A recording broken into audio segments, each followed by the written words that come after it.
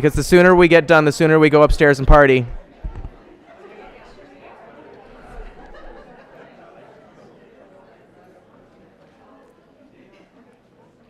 Thank you.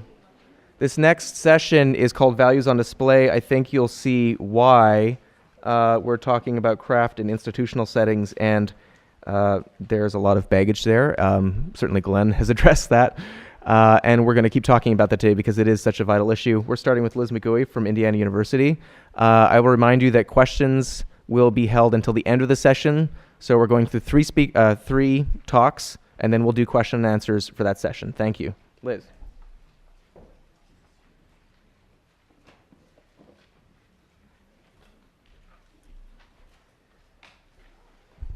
This is good. Well, I want to thank Nicholas and the Smithsonian for asking me to speak. A lot of the exploration and research that went into what I'm going to talk to you about today came from support from Sam and from a lot of fruitful discussions with Nicholas. And thanks, Katie, for making it such a smooth and well-coordinated experience.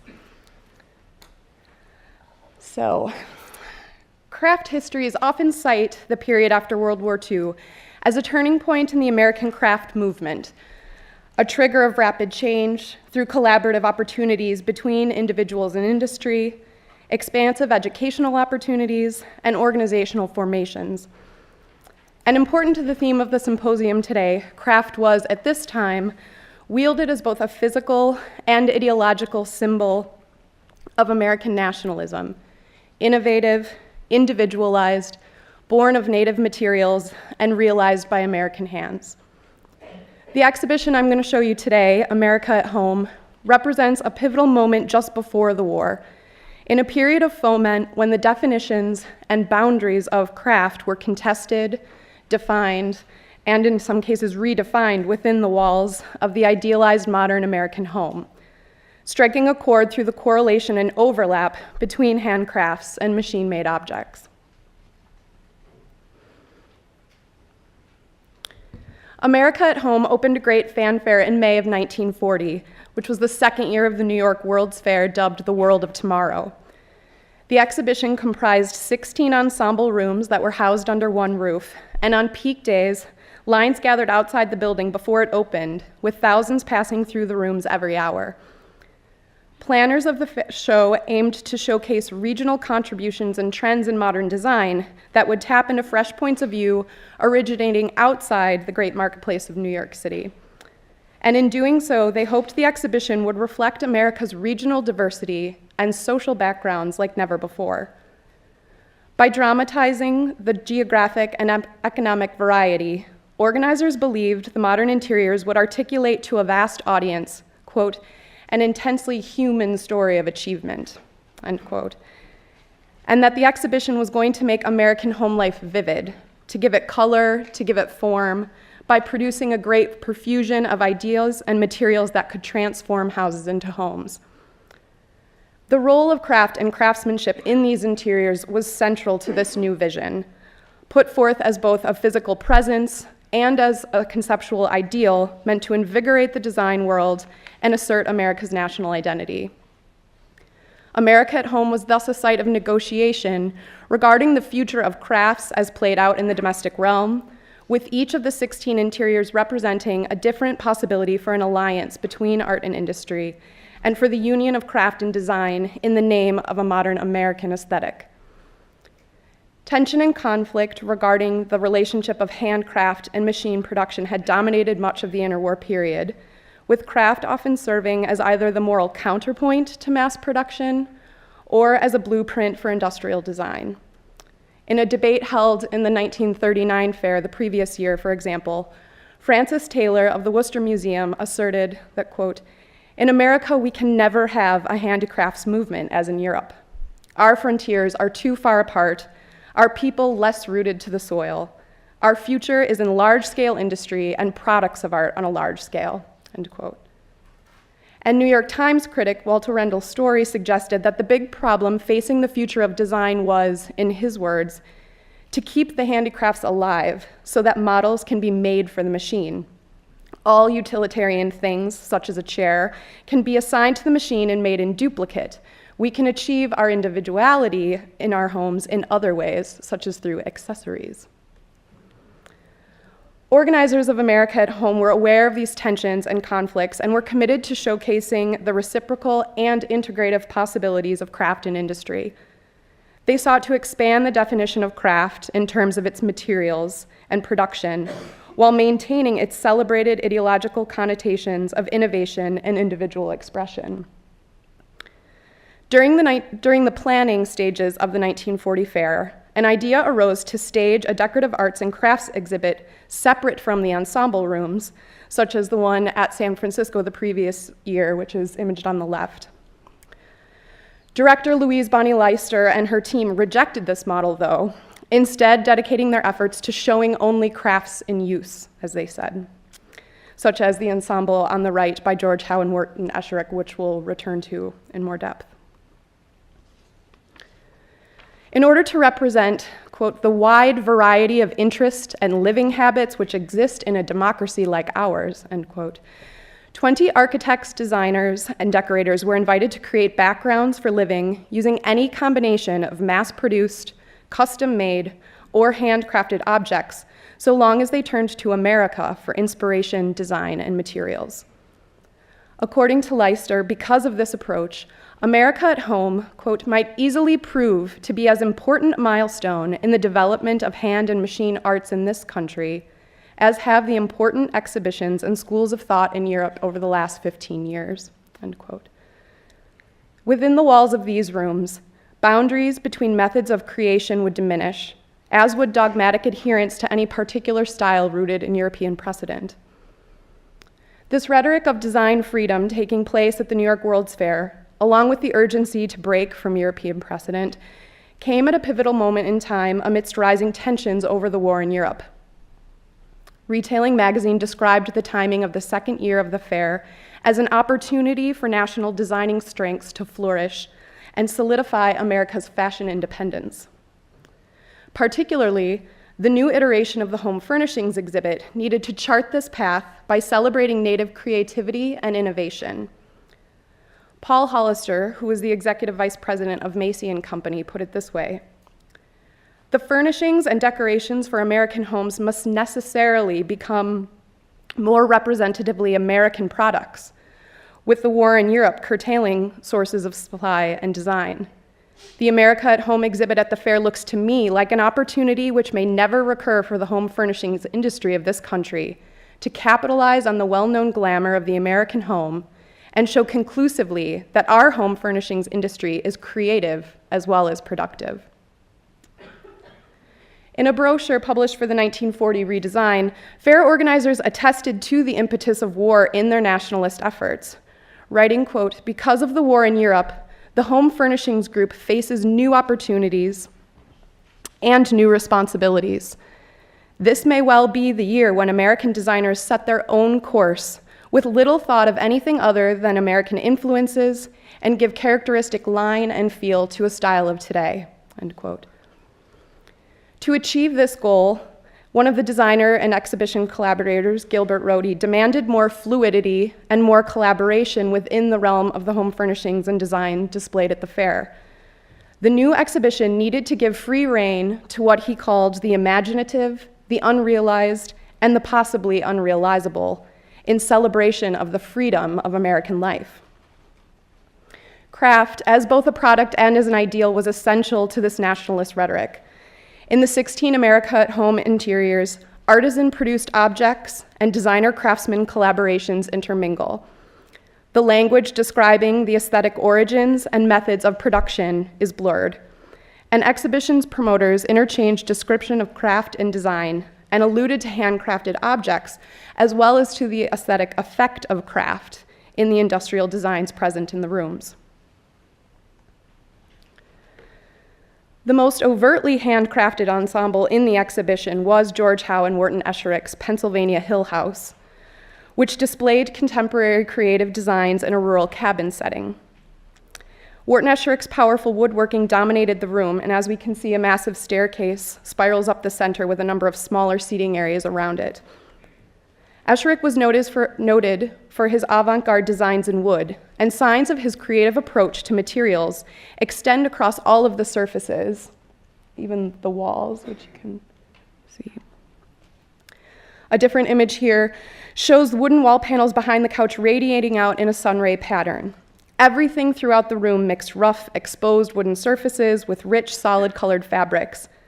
And throughout the interior, Howe and Esherick featured local Pennsylvania painters, sculptors, and printmakers working in a modernist manner. Hand-woven textiles by June Griff, Priscilla Bunton, and Mildred Wentworth were included, handcrafted pottery pieces placed throughout the room, and particularly striking was a skewed quadrilateral rug that you see here, which was designed by Howe and executed by textile artist Catherine Wellman, which echoes the distorted lines of Esherick's woodwork in the room. Viewers and critics responded to the craftsmanship throughout the room with enthusiasm, praising the room's innovation.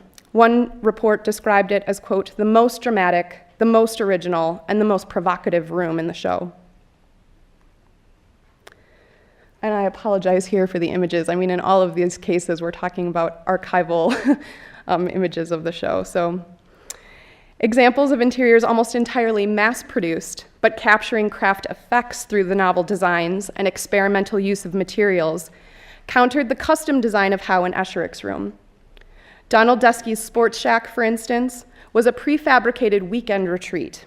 The small house was meant to accommodate up to 6 people, with sofas that could convert into beds for sleeping and a folding wall that could be pulled out to create privacy.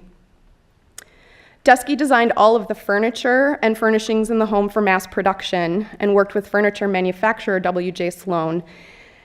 Deskey's room was described as a true instance of industrial design, but with thoughtful space-saving and money-saving elements that resulted from his knowledge of materials and creative adaptation of mass-produced furnishings. Michael Hare's Coffee and Cigars in 16B was a library deluxe that also tapped into craft ideals, celebrating materials through innovative design. This interior incorporated custom-designed furniture and used more expensive natural materials than other ensembles, including natural leather. A view of the ensemble shows Hare's design bending and curving through space, and alongside the floor plan here reveals how Hare's designs altered the overall shape of the room in a non-traditional manner, subverting rectangular form. The custom-designed wooden walls, made from an industrial-produced material called flexwood, bow in and out, hugging the equally curvilinear furniture and decorative objects that furnished the room. In the next interior, Parents' Retreat represents the kind of integrative approach to aesthetically reciprocal, mass-produced items and handcrafted objects that would create a livable, comfortable interior with individual expression. New York architect William Muschenheim's design updated an old-fashioned upstairs sitting room that could serve multiple functions with ultramodern furniture, furnishings, and art pieces. Parents could rest for a nap on the low day bed. They could sit in a barrel upholstered chair, which was manufactured by Herman Miller. And the room also featured a dressing table with ebonized wood and contrasting white chair for writing letters and getting ready for the day. Silver dressing accoutrements by metalsmith Tommy Parzinger were included in the room. And here we see an example of that work in the Smithsonian's Cooper Hewitt collection. And a hand-woven rug with a thick geometric pattern by a Cranbrook textile designer Marion Strengel was included to cover the floor. Muschenheim wanted to incorporate contrasting surfaces and textures through his dispersion of both craft and industrial designed pieces throughout the room. Retired on an Income was an interior designed by Pierce, Albert A. Pierce, geared towards retirees in Florida. Like Muschenheim, Pierce integrated aesthetically kindred mass-produced furnishings with selected handcrafted items made of and representing natural materials. Pierce incorporated vivid corals, grays, and tropical greens as the basis of the room's modern effect, along with decorative fragments of shell, fish, and driftwood throughout all the pieces. Shells adorn lamp bases, which were here, and also create the frame for the mirror hanging over the couch. Rattan furniture occupied the interior with flexible palm wood lines, creating geometric patterns across space. This was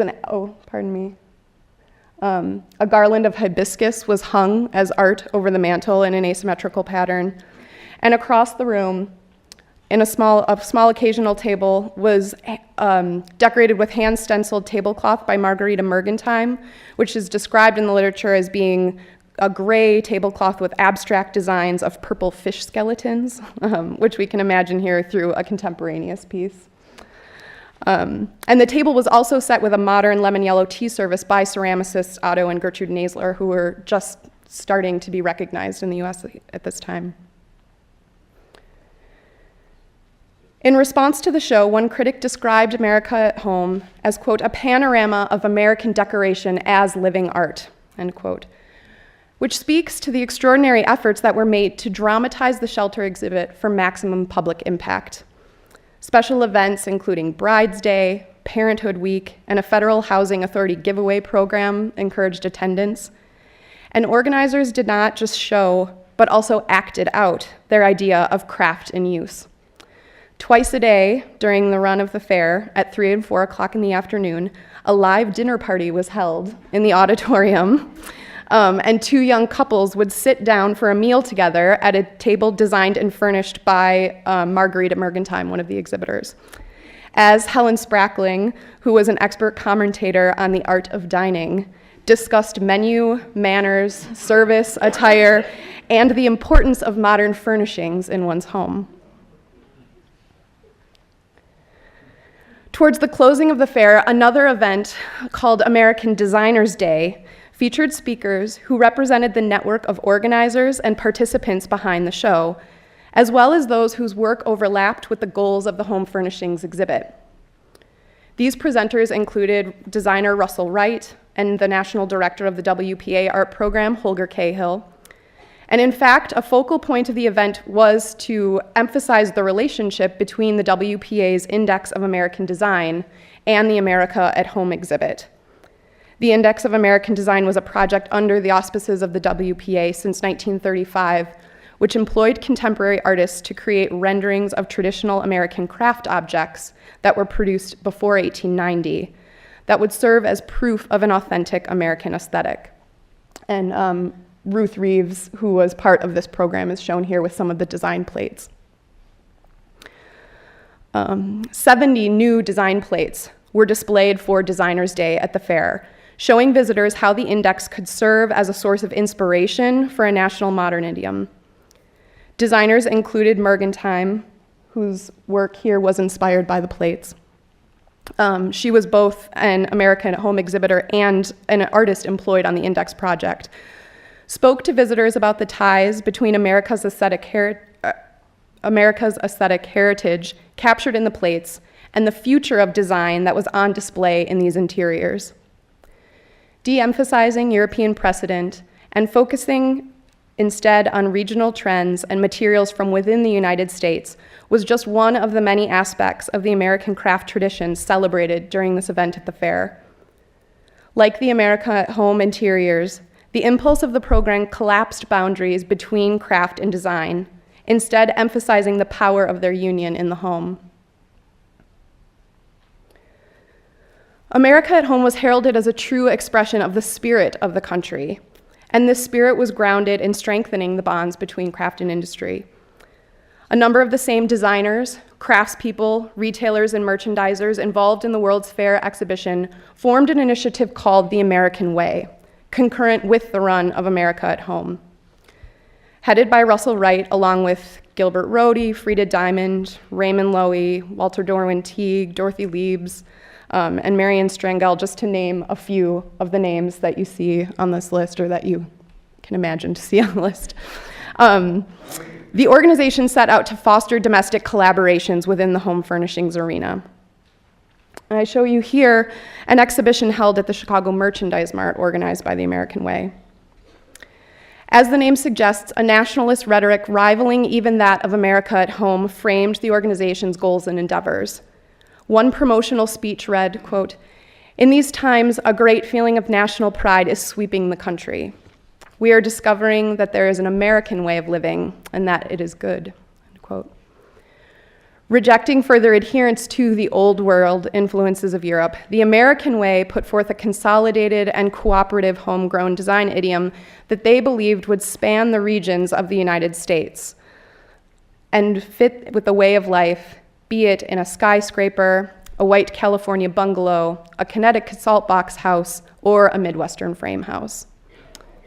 According to both the exhibition organizers and their American way counterparts, the only way this was going to happen was through reciprocity, collaboration, and integration of aesthetic principles and methods of production between American craft and American industry. The New York World's Fair America at Home exhibition and the intersecting efforts of its participants sheds light on the interwar roots of the designer craftsman. The network of people invested in the exhibition attempted to bridge the gap between hand and machine. And furthermore, as the complex network of people involved in the staging of this exhibition demonstrates, the history of craft was, at this point, being significantly shaped not within the bounds of a defined craft movement, but within the realm of an idealized domestic interior. The designers, social reformers, retailers, along with self-defined and declared craftspeople who were involved, firmly believed that it was necessary to cast a wide net across fields of aesthetics and production in order to chart a progressive and successful course for America's future. And indeed, their calls reverberate into debates regarding the role of craft today and its relationship to design.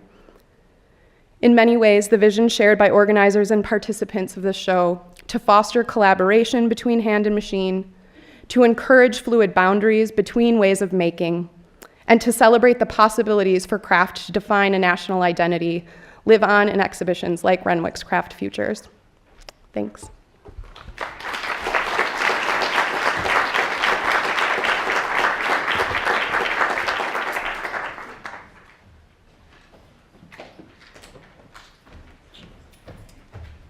Thank you, Liz. Our next talk is actually two people, Jennifer Scanlan from the Museum of Arts and Design in New York and Julie Muñiz from the Oakland Museum of California are going to present Institutionalized, Craft in the Museum as soon as we get this out.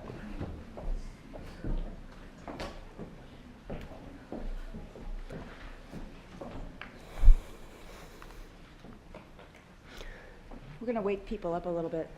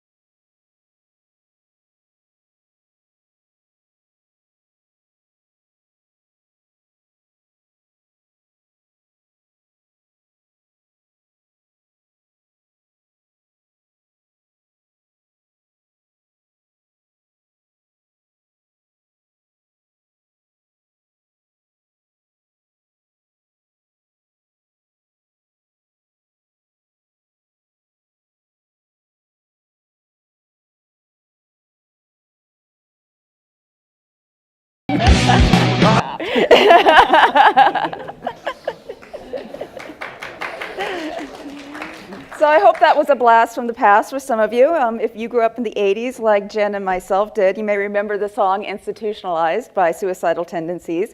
It was a defining song of the hardcore punk movement. And no, we're not going to sit up here and talk about how the punk movement is an example of craft. We actually are going in a different direction. Though we could have put up pictures of ourselves from the 80s. I didn't know that was an option. I didn't know that was an option either, and I'm kind of glad I didn't. So our title was, in fact, partially inspired by that song. What happens when you take a field that is amorphous, ever-changing, and free-spirited as craft, and try to fit it into an institution as conservative and category-driven as a museum? Does it drive you crazy? To find out, Jen and I spoke to curators at several institutions across the country, both large encyclopedic institutions as well as smaller specialized ones. And our questions centered around how the curators and the institutions defined and dealt with craft, how they collected it, and most importantly, how they show it. Slide. Oh, slide. Where's the slide then? Sorry, this is the first time we're doing this actually together. There we go. There we go. Yeah, so my map that I made, I crafted it myself. For my part, I wanted to look at what I termed the specialized museums. Museums whose main focus was craft. And this is where the song became particularly appropriate because it just didn't work out the way I wanted it to. My premise was that a specialized museum serves to focus on and give voice to art and artists that are under-recognized or marginalized in other institutions. In my mind, I was comparing the specialized craft museum to the National Museum of Women in the Arts or to the International Center for Photography. My question was, with their more limited focus, do specialized craft museums help or hinder the field of craft? There were many things wrong with both my premise and my question, which I will enumerate as we go through this talk. And if you could just go forward, this is the list of people that I spoke to, many of whom are here, and I'd like to thank all of them for taking the time, being patient, and being very candid with me in these discussions and for opening up my mind. And for my side, I actually talked to some of the big boys, the larger institutions that collected more broadly, but did also include craft collections. And here's my list. And no names have not been changed to protect the innocent. My list included large institutions such as the MFA Boston, the LA County Museum of Art, the Minneapolis Institute of Art, and of course my own institution, the Oakland Museum of California, which isn't exactly a huge institution. I'd characterize it as more medium-sized, but it is interesting in how that it collects throughout multiple disciplines, art, history, and natural sciences, and has a strong history of collecting craft in California. I wondered if the treatment of craft at these institutions was any different than the so-called specialized museums that Jen was speaking to. And I also wondered if we were becoming a little bit more specialized in our museum world. For example, do we really need a museum of Pez memorabilia? I like Pez as much as everybody, but really, do we really need one? So this was the question I was kind of coming up with, and wondering if these objects, if Pez memorabilia was deserving of its own institution, or if such objects would be better served in a larger institution where they could be interpreted alongside other toys, candy dispensers, pop culture memorabilia, etc. So to address these issues, we divided our discussion areas into three main topics. How museums collect and define craft, how museums define craft, first of all, which I think is important to get us started. How do museums collect craft, and also how do museums exhibit craft? So the first question addresses how curators and institutions defined craft. For the specialized museums, this question morphed into, how do you define yourselves and what you do? The first thing that became evident is that the curators and directors at these museums did not necessarily consider themselves specialized craft museums. So this is my institution, which was part of the institutions that I considered as a specialized craft institution. But for many, the word craft was only partially or peripherally attached to the institution. MAD, as most of you know, took the word craft out of its name in 2006. The Mint Museum of Craft Plus Design is in transition, part of several changes at the Mint Museum. And the Mint website refers to Craft Plus Design as a collection now. The Racine Art Museum's mission refers to contemporary visual arts, though its focus on the same webpage claims, and I quote, presenting work from artists who create meaningful statements in craft media. RAM dispels any differentiation between fine arts and crafts and between the artist and the craftsperson. And here is from the Bellevue, Stefano Catalani had a list of attributes that his museum highlights, works that are handmade, that are concerned with process, that reflect craft traditions, and that used craft language. And I'm showing 3 slides here from, I think, is this on right now, Stefano? From the high fiber diet, which is their fiber biennial, and shows really the different ways in which all of these artists touch on the idea of handmade, touch on the idea of craft, but move it in very different directions than what you might expect out of a fiber exhibition.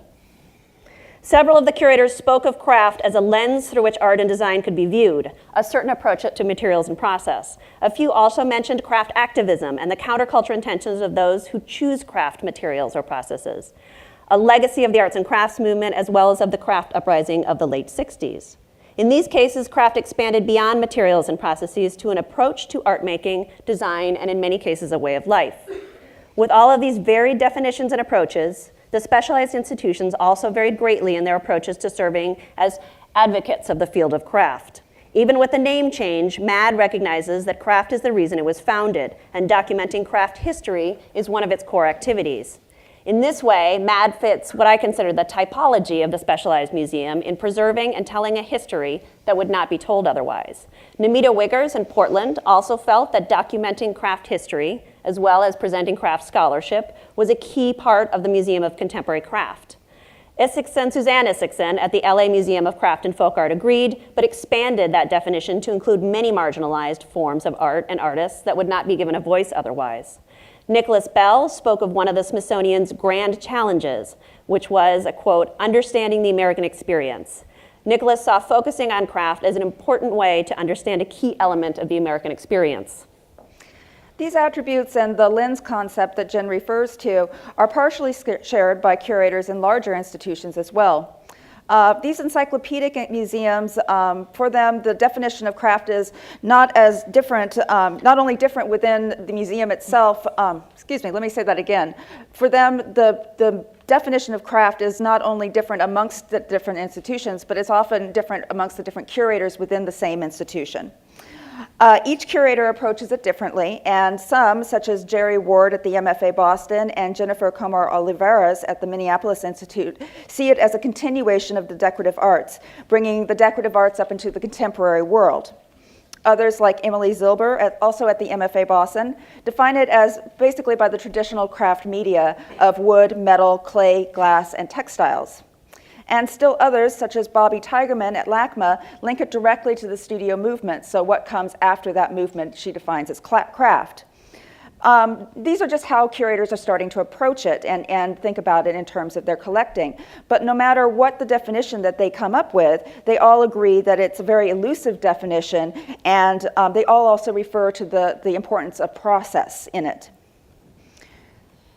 Elizabeth Agro's recent exhibition at the Philadelphia Museum, Craft Spoken Here, also addressed this issue with PMA's own collection. And Elizabeth's not here today. She'll be here tomorrow, I believe. So I wish she was to make sure that I get her interpretation correctly. But her definition is what I think is probably one of the most thoroughly thought out of all the people that I talked to. And it really addresses both the vagrancies while still placing craft within a very historical context. And to her, she talks about what she calls the house of art and its garage, which is that of applied arts. So here we have our applied arts garage. And in this garage, there are 3 parking spots. One has conventional decorative arts, which we see here in this wonderful sterling silver teapot. So art that has a functional background but is also historic, things that we traditionally will see if we go into Dec Arts galleries in a museum. A second slot is for industrial design, such as this OXO kettle, which, by the way, does not fit my definition of good design. I recently purchased this, and it leaked all over my stovetop. I just felt a need. I had to share that with you. And finally, one slot is for craft, like this Ralph Becerra teapot, which definitely pays homage to the past and its historical function, but probably was never meant to be actually used as a working vessel. So while craft seems a little disconnected at times, all of it deserves a place within this garage of applied arts. And yes, the spaces do blur a little bit, and each piece needs to be considered individually. And like a giant Humvee, sometimes objects occupy more than one slot. But they are all connected to the historical roots of applied art, and they all deserve a parking place in its garage. Says Agro, the thing that's missing from craft speak is that we forget that we are art historians. In other words, let's not forget where we came from. She also really wants to emphasize that craft needs to be placed in a contemporary art realm as well. And in her curatorial statement for the exhibition, she writes, There are fundamental qualities of art that communicate a visual language. This language is universal in all art and design. Expression through materials, process, and aesthetics is deeply rooted in the craft tradition. Craft is the intersection of materials, process, skill, and personal expression expressly made by human hands. What distinguishes craft within, and the key word here is within, contemporary art is the value of skill, devotion, and commitment to material, deep knowledge of process, and celebration of the maker's hand. So for Elizabeth, the lens is both historical and contemporary, depending on the object and the context in which she is interpreting it. So for me, I kind of wonder, maybe we don't have to come up with a formal definition at all, and maybe these objects just interpret themselves and define themselves as we look at them individually. I think it's interesting that Elizabeth used the metaphor of a garage. Stefano Catalani used the metaphor of an archipelago. I guess we can tell who grew up in Italy and who grew up on Long Island. Oh, sorry. Audience, community, and in some cases, major supporters were also key factors in using and defining the term craft for these institutions, and particularly in the positive and negative connotations of the word. Namita Wiggers at the Museum of Contemporary Craft in Portland told me that, I quote, "Craft is a word that people still value in this area." Catalani stressed that his museum returned to its roots, refocusing on craft after a long reevaluation process. The Bellevue, Seattle community wanted a museum that included craft in their mission, according to years of soul searching and researching that this institution did to find out what would make it more effective in the community. And there's the word arts there that expresses that. Lena Vigna at RAM pointed out that her museum was in a largely blue-collar area where working with one's hands was valued. In addition, Racine is between Milwaukee and Chicago, two cities with encyclopedic art museums, and a focus on craft gave RAM a unique identity as a destination museum. MAD, showing contemporary works in New York, a major center for contemporary art, felt that the word craft was often associated with the traditional and conventional, giving the wrong impression to potential visitors. The issues of audience desires and expectations are, of course, equally important to larger institutions. Today, as older patrons are looking for future homes for their craft collections, museums are increasingly adding, or at least starting to add, if they haven't already, both historical and contemporary craft collections. This has resulted in a lot of endowed galleries that have popped up recently, such as the Farrago Gallery at the Museum of Fine Arts, Boston, or the Sachs Gallery at the De Young Museum in San Francisco. And it has also resulted in some newly endowed and specialized curatorial positions, and I'll speak to those in just a moment. But first, I'd like to discuss collecting and display. Sorry, I missed a page. When we discuss collecting When we discuss, there we go. You'll just have to wait for that. Yes. Because I get to start about talking about collecting. I'm going to let you talk first. Okay. So the next question we examined was how different institutions collect craft. And what I'm showing here is the permanent collection galleries at the Museum of Arts and Design in New York. This question was of particular interest to me since I focus on the collections at MAD, and we have been struggling with the collection strategy that defines what we collect. However, I found that most of the institutions I spoke with had no specific collecting strategy. The Bellevue Museum, the Museum of Craft and Design in San Francisco, and the LA Museum of Craft and Folk Art do not currently have collections. A major factor in all of the other museums was a lack of funds. Collections for these institutions are often based largely on the support of collectors and what those collectors are prepared to donate. That often translates to more conventional definitions of objects made with craft media, and in particular, the artists who became prominent as a part of the studio craft movement and market. And I think those of you who are familiar with crafts can take a look at this was the installation when we first opened in 2008, and I think a lot of the people on that screen will be very familiar. We definitely chose the icons of the studio craft movement and people who are heavily collected, as well as celebrating the people who had donated works to us with this particular installation. Bell described the studio craft movement as a primarily academic and gallery-driven aesthetic movement that arose from the access to craft education made possible by the GI Bill. I could add the movement was also made possible by enthusiastic collectors who appreciated craft media, and often they collect exactly by media, in ceramics or glass or fiber, and who supported not only a group of artists, but also many institutions. Most of MAD's board and many of our major funders are collectors of studio craft.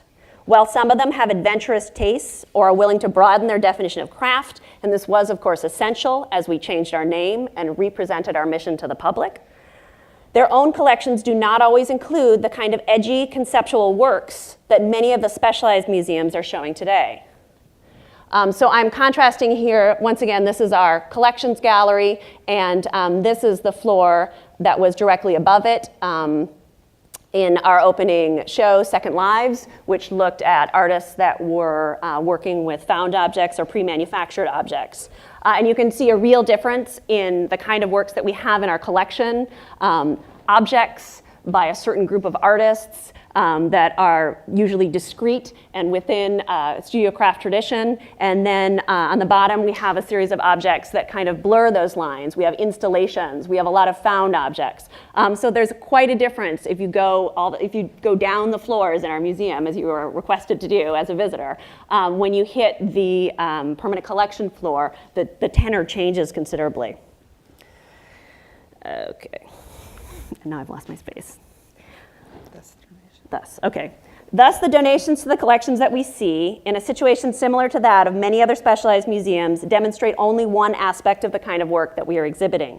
The question becomes one of legacy. A contemporary museum's collection preserves and defines the art of its time.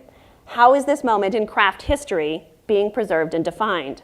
Collections laden with works by artists of the studio craft movement tell only part of the story. One solution is to engage collectors who are interested in these expanded, undefined areas of today's craft. At this point, the lack of definition becomes a problem, because if there is no easy way to define the art, there is no easy way to identify the collector. Most of the young, eclectic collectors that we at MAD have been able to cultivate, we have identified because they were interested in buying out of our exhibitions, or because artists we were interested in showing have identified them. There are also a couple of galleries that show works that exist in what we call the blur zone, and some, though not all of them, are willing to work with us on donations. We also have a small amount of funds for purchases, which seems to make us rare among the smaller museums. Annie Carlano at the Mint mentioned supporters, particularly in the direction of design, that enabled significant purchases. And I'm showing you here two of the commissions they did, the 10-10-10 commission series, which was 10 artists on October 10th, 2010 that they selected. And you can see that they were, from the bottom credit line, that they were provided, the funds were provided by the Mint Museum Auxiliary. So these are two artists that are working very much out of what might be traditionally considered the studio craft movement. There were commissions done at that moment that engaged the museum in some way. And this was how Annie was able to fund these particular parts of the collection. And then, of course, we have Nicholas Bell with the exhibition 40 Under 40 has come up with an excellent strategy for adding works to the collection that may fall outside of the traditional definitions of craft by choosing these artists for an exhibition and then focusing his efforts on collecting the 40 works by each of the 40 artists. Here are two of the works that the Renwick has collected that definitely fall outside of what we might consider craft, Kat Mazza's digital video, and this bracelet by Joshua DeMont that's actually made, it's actually made by 3D printing and not made by hand at all. So, if you are lucky enough as an institution to be able to make choices and develop strategies about what you're going to collect, the larger question becomes, how do you make these choices? If you have no exact definition of what constitutes craft, if there is no canon of craft art and artists, what are your reasons for committing the money, space, and resources to housing and caring for an object? I've spoken with some curators, and I'm not talking about necessarily only the curators that I spoke with for this particular talk, who feel that if an object is a great piece, if it is of its time and will engage visitors, that is reason enough to collect it. I remain concerned with how we are writing craft history with our collections, and that is a question I feel still needs to be resolved. Larger institutions may also have a few problems, a few of the problems that Jen describes here. And ideally, with more departments and curators and broader collecting strategies, these institutions would have the ability to collect across these perceived boundaries of historical craft versus contemporary work, but this isn't always the case. Objects within the so-called blurred zone that Jen describes can be collected and shared across departments, assuming that both the institution and the curators are willing to do this. All of the institutions I spoke with collect both contemporary as well as historical works of craft. But in addition to considering legacy and collection strategy, many collection decisions are strongly tied with departmental politics. And I think this is particularly unique with larger institutions where those politics are, can turn into territorial issues, which is not always pleasant. So when you're thinking about how you're collecting these sorts of things, you have to think about, a lot of times the curators have to deal with these politics, and it becomes not just about the object anymore. I'm going to talk about the exhibition portion in just a moment, but first I'd like to talk about these issues of collecting. Some institutions are actively adding specialized craft curators now and titles onto their staff, and while others are actually eliminating craft from different positions, and of course some institutions eliminating craft from their name as well. But can we interpret this elimination of the word craft from a curatorial title as institutional disinterest? I mean, certainly when the Museum of Arts and Design changed their name, there was a lot of backlash from that, as has the California College of Arts, formerly the California College of Arts and Crafts, removing the crafts from their name has received a lot of backlash. So is that a movement away from the crafts? Can these changes be perceived as institutional disinterest if they change a curatorial title? I think that we need to be a little bit wary from jumping to those sorts of conclusions.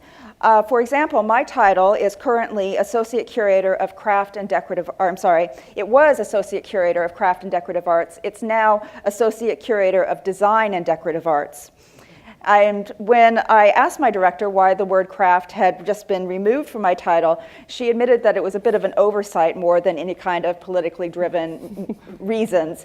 We had just gone through this major institutional change and reorganization, and they had actually changed a lot of titles and structure of the museum.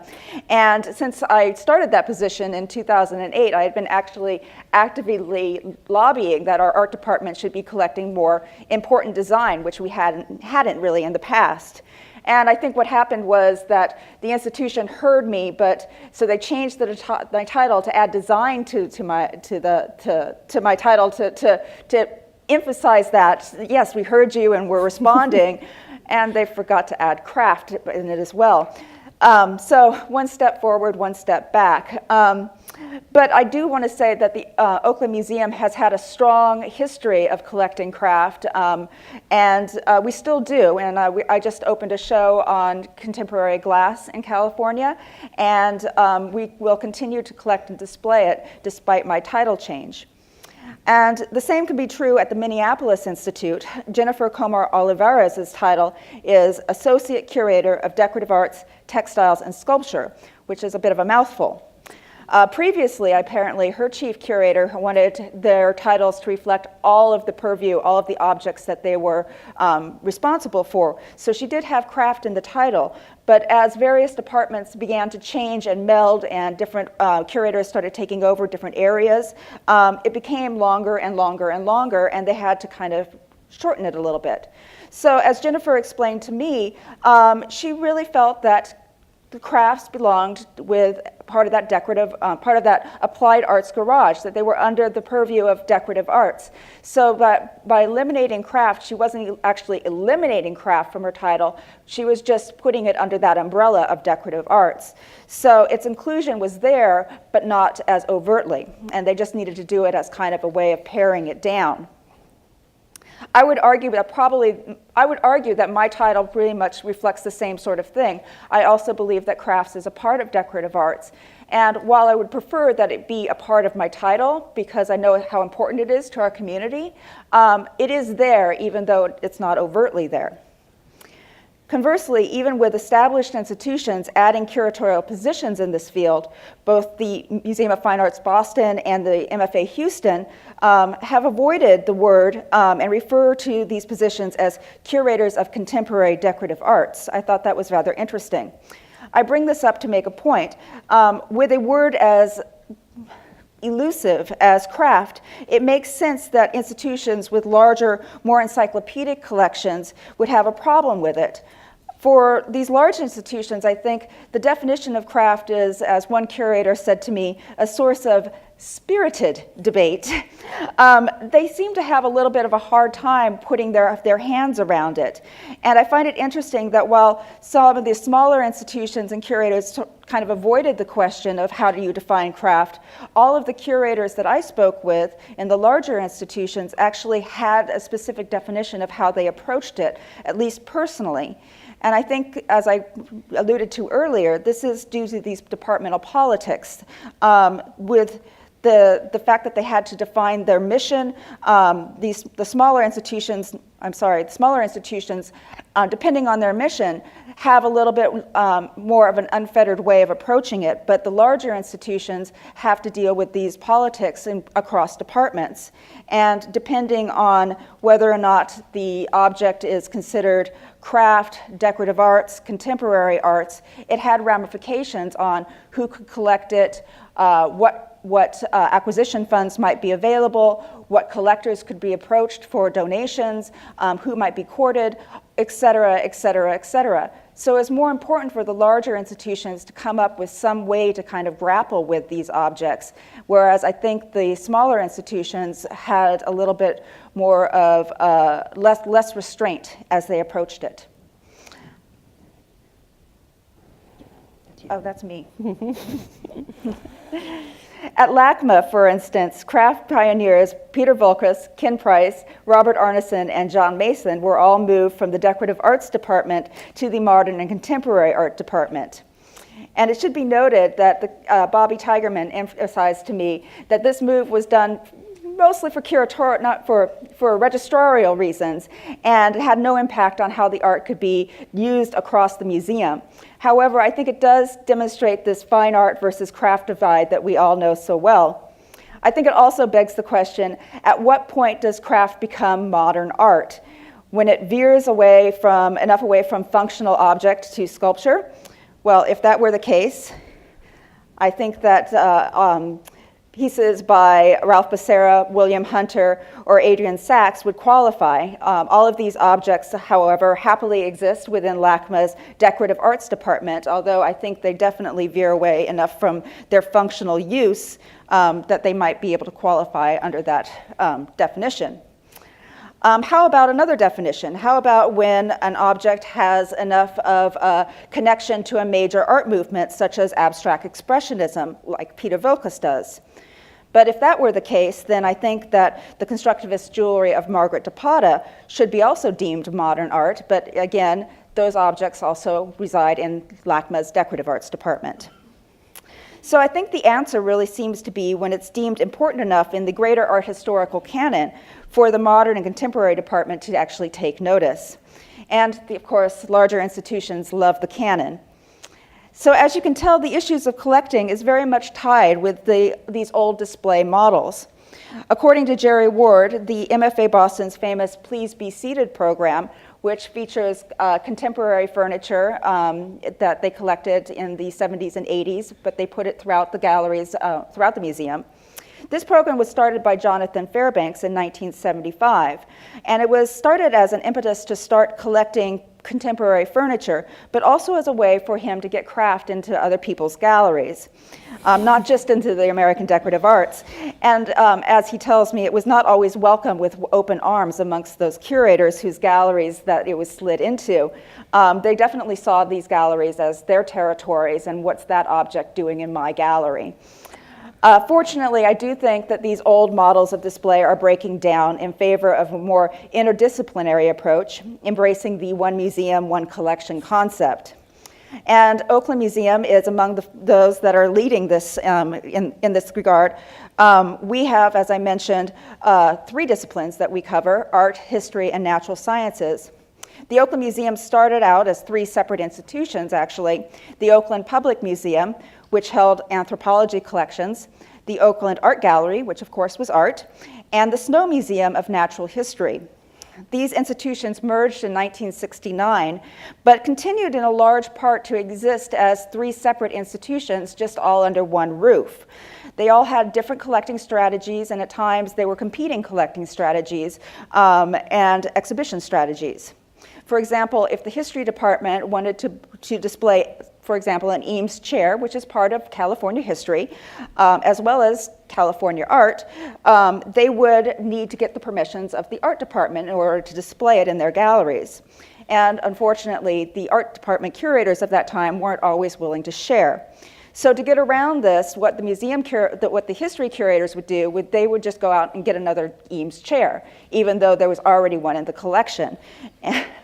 Clearly, it wasn't really the best thought out strategy, but it was one that worked for them at the time.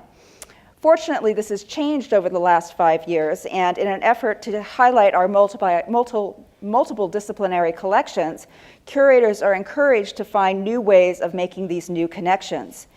For example, in the recent exhibition of Margaret DePata's work, I included the rough gemstones from our natural sciences collections into the cases with the jewelry, so that viewers could see the stones in their natural forms, and I think people really appreciated that. So in this case that you see here, we have a beautiful piece of California jade, and in a case full of DePata production jewelry, one of which also includes a piece of jade. So I tried to do that as much as possible using our natural science resources, which were happily given permission by our natural science curators, because we're all trying to find new ways to reinterpret these objects. I was excited to hear other curators tell me similar stories, and that the silo breaking was happening at other institutions. For example, at the Minneapolis Institute, the Contemporary Department recently acquired a Nick Cave sound suit. And Jennifer was thrilled about this purchase, telling me, this benefits, quote, "this benefits us, it's something we can all share." Similarly, Renwick curator Nicholas Bell and Smithsonian curator, contemporary art curator Joanna Marsh, together pooled their resources and purchased a Nick Cave sound suit to be shared among both collections. And you see those 2 pieces here. I think that Nick Cave is definitely one of those artists that crosses these sort of craft contemporary art boundaries, and I was really excited to see that not only were they being purchased by both departments and interested by both craft curators and contemporary curators, but they were finding ways to share and interpret these objects together. In fact, we kind of joked that this was sort of our touchstone question, so who buys the Nick Cave sound suit in your museum? To respond to a few of the things that Julie mentioned, I wouldn't say that many of the smaller institutions avoided the question of how to define craft. For many of them, the question was simply not relevant because they felt that there were many ways to define craft. Most of the institutions I spoke with felt their role was to show this variety, and this was expressed particularly through their exhibition programs. For Lena Vigna, who comes from a fine art background, this meant organizing exhibitions according to themes or materials instead of being focused on whether the artwork could be defined as craft. In fact, RAM specifically states in its mission, as I mentioned before, it dispels any differentiation between fine arts and crafts and between the artist and the craftsperson. There's the Racine Art Museum. We've got a recent show of hers called Field of Vision, in which artists explore place, and you can see that it ranges from artists, perhaps like Mary Giles, who might be more connected to the idea of craft, though using really unusual materials in her fiber work, to Jolyn, I can't pronounce her name, Christostek, who is working in wax, and then the installations that are shown in the slide up there. For Namita Wiggers, this meant showing artisan works positioned firmly within the studio craft movement, as well as exhibitions, and I'm showing one here, which stretch any traditional media or object-based definition of craft, such as a recent exhibition on the design firm Studio H and their work in socially engaged design. So what Julie might term unfettered in object classification, I would call expansive. These institutions deliberately use the freedom given to them by the lack of these departmental silos, by the absence of any need to define themselves against other kinds of art, to continually redefine craft, or to ignore its definition altogether and ask other questions that might be more interesting. Another advantage in this lack of definition is a lack of hierarchy within the institution. I have a sense that certain departments within a larger institution are more prestigious, attract more attention and funding, and their exhibitions and installations get better real estate within the museum. A specialized institution has the advantage of being able to show everything on a level playing field. And this is our exhibition, Dead or Alive. In Dead or Alive, works by internationally recognized artists such as John Fabre and Damien Hirst, and you see Damien Hirst, one of his butterfly installations on the bottom there, were shown alongside works by artists who, in my opinion, should be internationally recognized, but are not yet, such as Jennifer Trask, Mark Petrovich, and Tim Tate. And there's Tim Tate's piece right up there together with Mark on the upper right. I should point out that we had asked artists like Damien Hirst to show with us when we were the American Craft Museum, and we ran into a lot of resistance, just to underscore a point about changing your name and hierarchy. The specialized museums do have to deal with hierarchy when it comes to getting press attention, outside funding, and visitors. I would say this is always the case with a smaller museum. It is arguably especially the case with a specialized museum, whose focus is perceived as narrow, regardless of how wide-ranging the exhibitions may be in reality. Press attention, do you get the New York Times review? And to a certain degree, funding feed into the visitorship. If one of the primary measures of success of an exhibition is the number of people who were able to see it, then there is a chance that an exhibition tucked away behind a staircase at a larger institution might still be more successful than an exhibition that is front and center at a smaller specialized institution. In conclusion, I would like to return to my initial deeply flawed question. With their more limited focus, do specialized craft museums help or hinder the field of craft? It was clear from my interviews that while some museums had a particular focus, it was not at all limited. While some of these museums may have included craft in their name and or mission statement, they used craft as a springboard or a way of seeing the world. The focus on craft materials and processes often served the goal of responding to the community and making the artwork more accessible.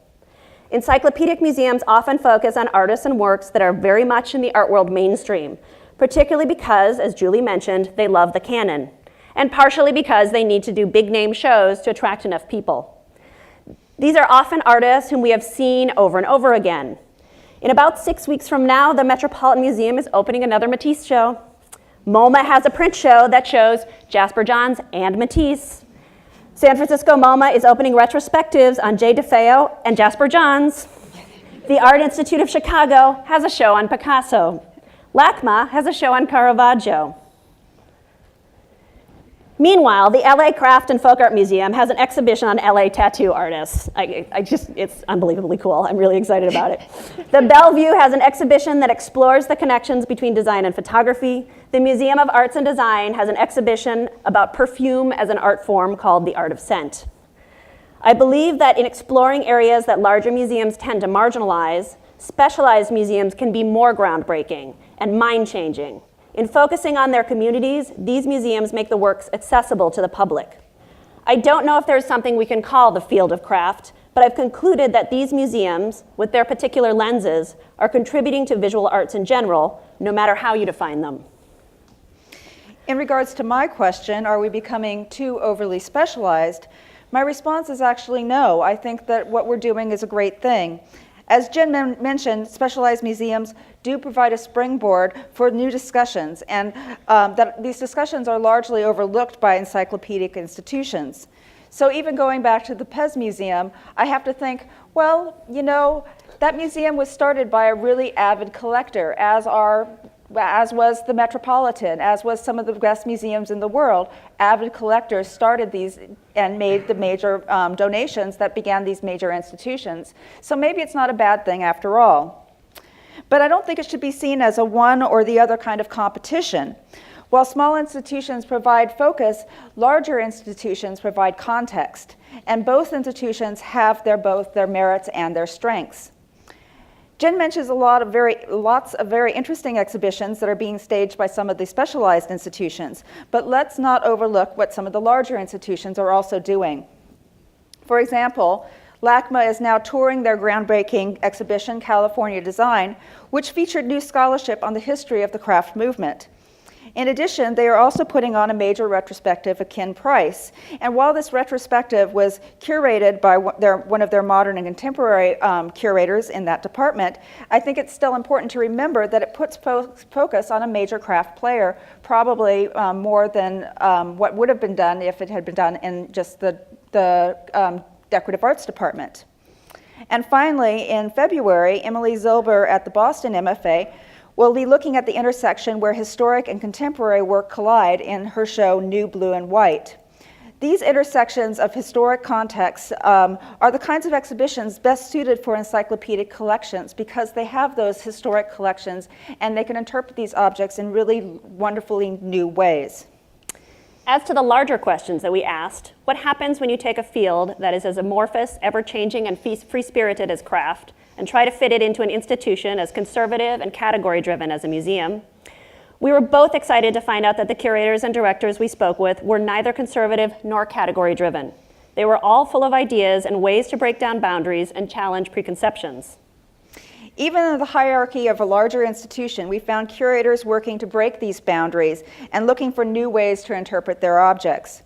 More and more curators are favoring a multidisciplinary approach, collaborating with colleagues in different departments and working to break down old models. While this may be partly the result of the flux that museums are currently in and the shape of the economy today, as curators working with contemporary craft, decorative arts, and design, both Jen and I see this as a very positive thing. Thank you.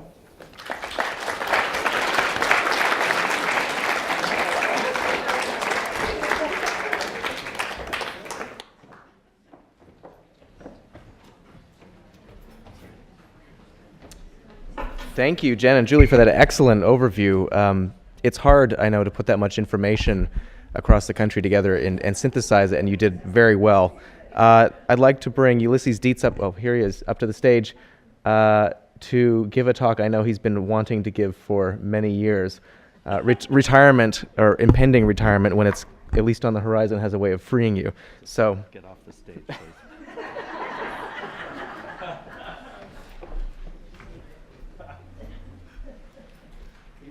Oh, I need this. Another New Jersey scholar heard from. When Nicholas asked me to do this, I had just been here to see the White House exhibition that was in the Renwick. And we were just talking about my current research, which is on the Gilded Age and an exhibition called Money, Beauty, Power, the Mansions and Millionaires in America, which seemed a little bit far afield from contemporary craft. But somehow Nicholas thought it would be a good idea that I work that into a talk for this symposium. Sorry, I'm loud, but I'm not that loud. I couldn't even hear myself. Did I just screw up my first joke? I can't wander off track because I have to read this and get through, or else I'll get hooked off the stage, right, Katie?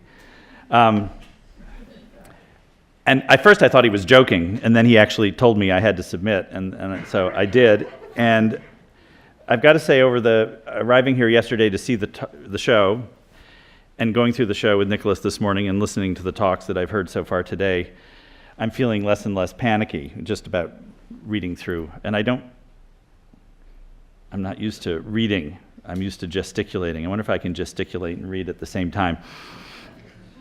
So the title of the talk, Taste, Money, Museums, and the Subversion of Craft, which of course I wanted to leave out American because I'm going to talk about European objects too, slightly.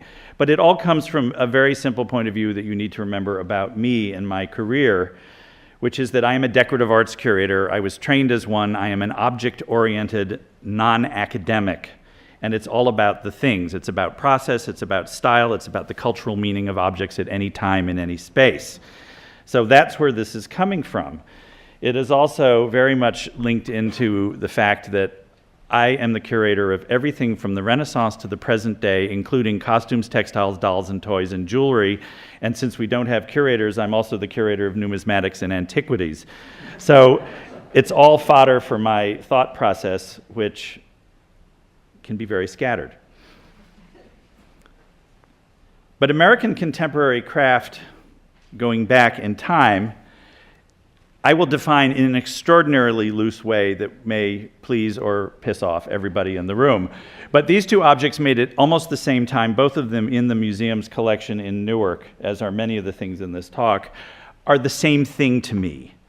They are both objects that were made largely by hand with an intention of producing a work of art and uplifting a humble material, which is clay, into something above its lowly station. These things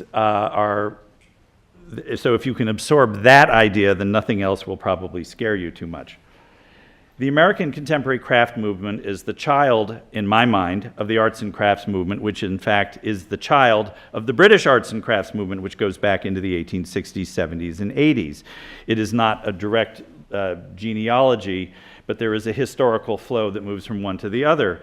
What these three generations of things share is a legacy of hand craftsmanship and a legacy of modernity.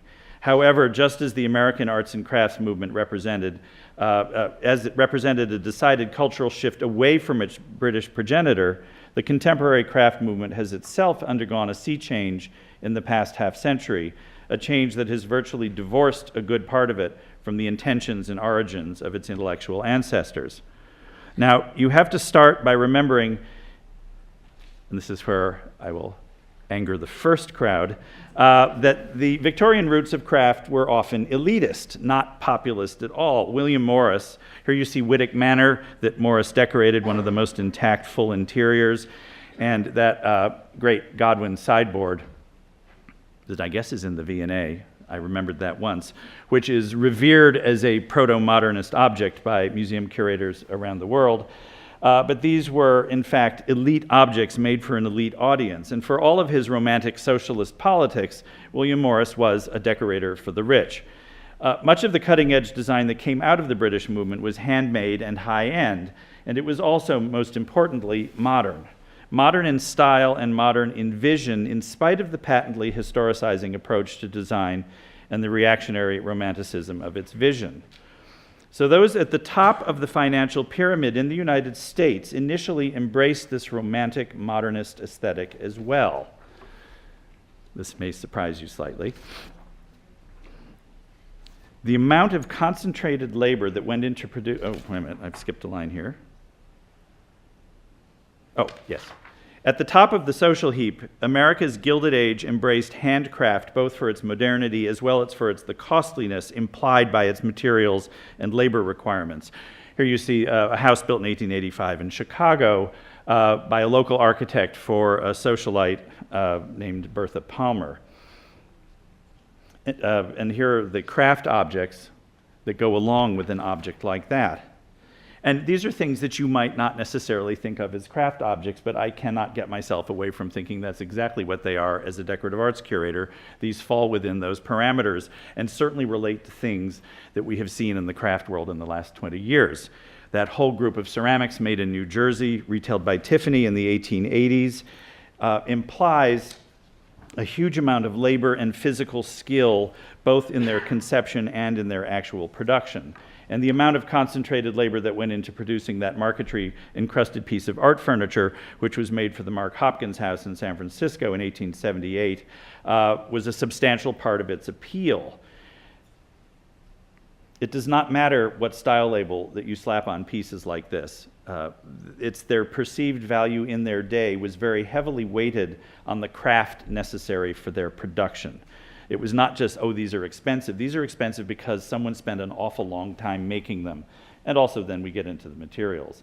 They were understood in their day as modern objects in modern styles. We can talk about historicizing and all sorts of cultural things, but these are modern objects, and trying to grapple that into my mind that this is modern, this is not historical, because historical becomes important in a few minutes. It's fascinating to me that by the end of the 1890s, the tide in the US had turned against the modern in the upper reaches of rich America. This is an 1899 house. Modern, which would soon be tagged in the early 20th century with the pejorative label Victorian, was supplanted by a fetish for the old, either the old in fact or the old in style. It wasn't always necessarily, authenticity wasn't necessary at first. anti-modern academicism supplanted eclecticism and would effectively cast the creative modern styles of the 19th century into cultural purgatory for nearly 3/4 of a century, until 2 years after the age limit for this exhibition, when the Metropolitan Museum readmitted the Victorian era to polite society in this 1970 exhibition that I saw at 15 with my mother and father, called 19th Century America. This by no means suggested a lack of appreciation for handcraft in the anti-modern world, by the way. I mean, there's an enormous amount of handcraft in that house. It's dangerous to look up, then I lose my place. For all the period manifestos about the nobility of handcraft in the face of dehumanizing industrialization, the reality was oddly bifurcated. Even as the early arts and crafts movement proponents in America were extolling the virtues of modern design at international expositions like Buffalo in 1901 and St. Louis in 1904, the taste for labor-intensive anti-modern styles flourished among the elite. For St. Louis, a team of ceramic technicians and artists produced 3 monumental vases in what was described in the period as the Louis XV style. On the left, you have the Grecian vase in the Newark Museum's collection. It's 5 feet tall as part of that effort for 1904.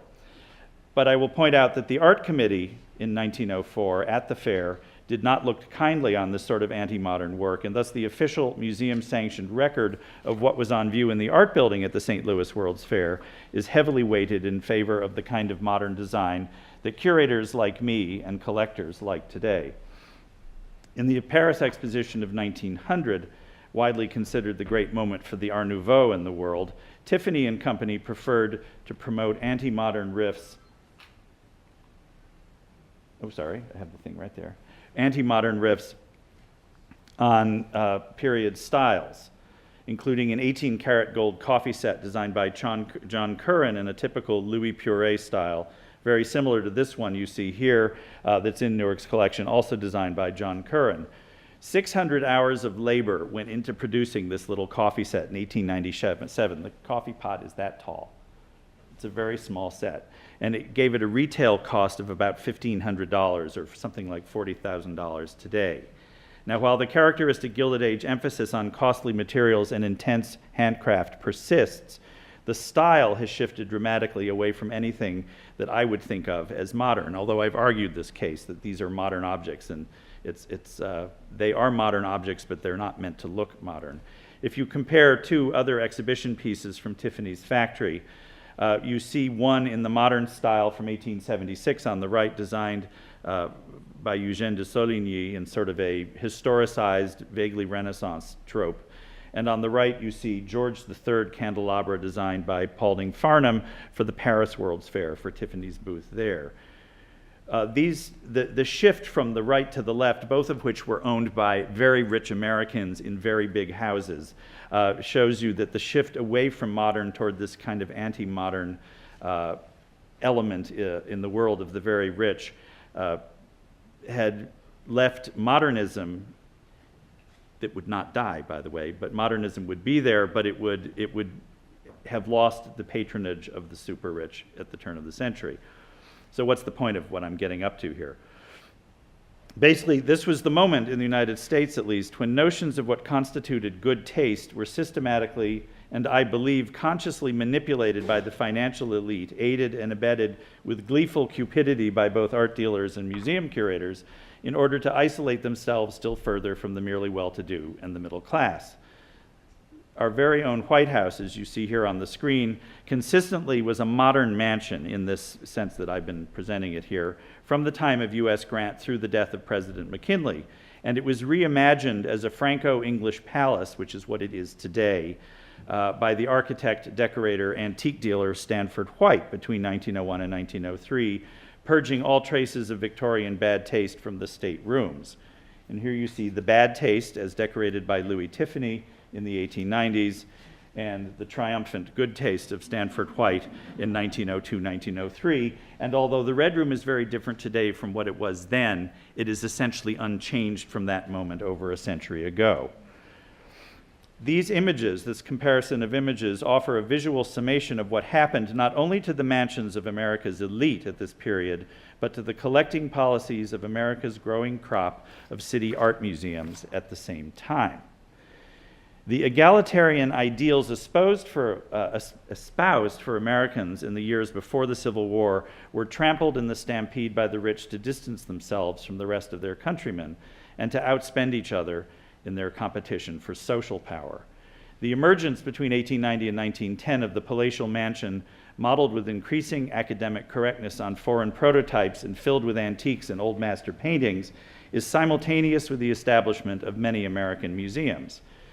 The Metropolitan Museum of Art in New York, for example, was first established in 1870 with the notion that it would embrace contemporary American art and applied arts, but its guiding mission was quickly taken over by board members such as J.P. Morgan, who had their own distinctly anti-modern cultural axes to grind.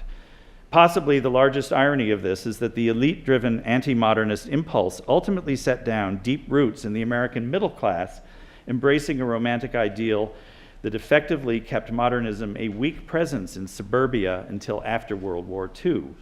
To date, this truth has remained relatively unstudied by American museums, who prefer to pretend that Charles Rolfs and even Gustav Stickley actually mattered to a majority of Americans, and they didn't.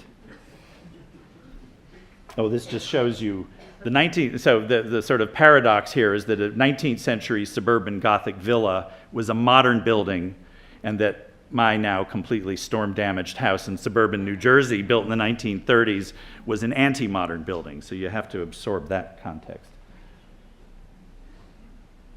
I've completely lost what slide I'm on. We'll just forge ahead here.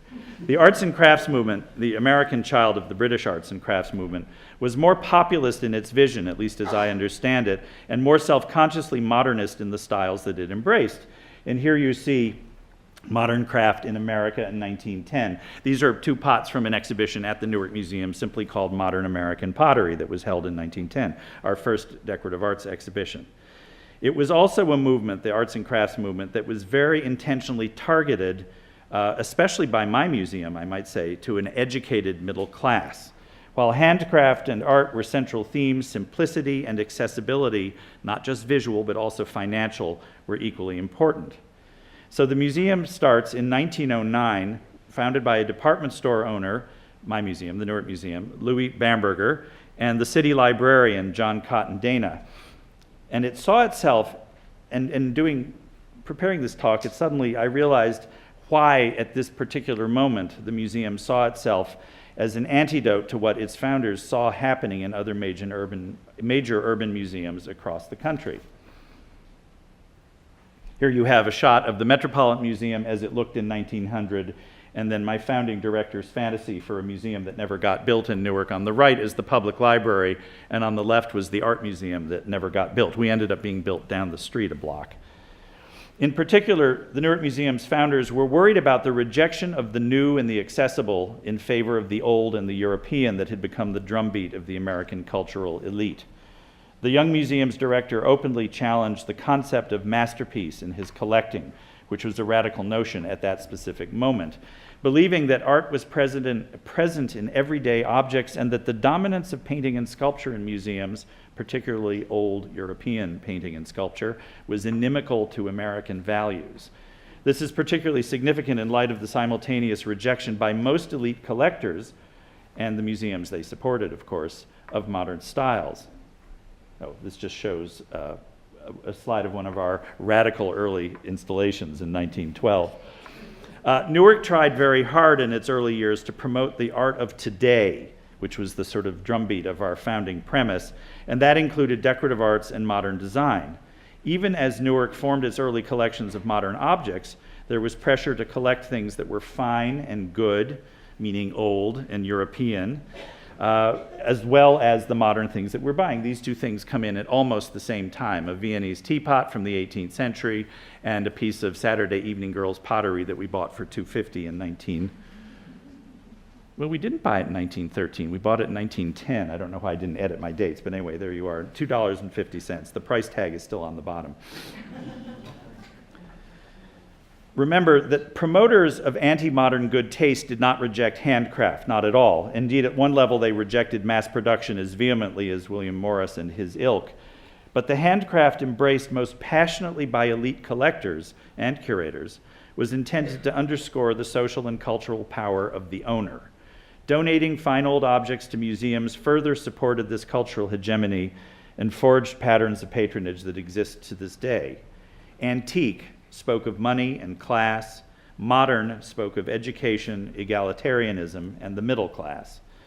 It also appears to be the case that Americans in the early 20th century generally embraced modern handcraft objects. Now, follow my syntax here.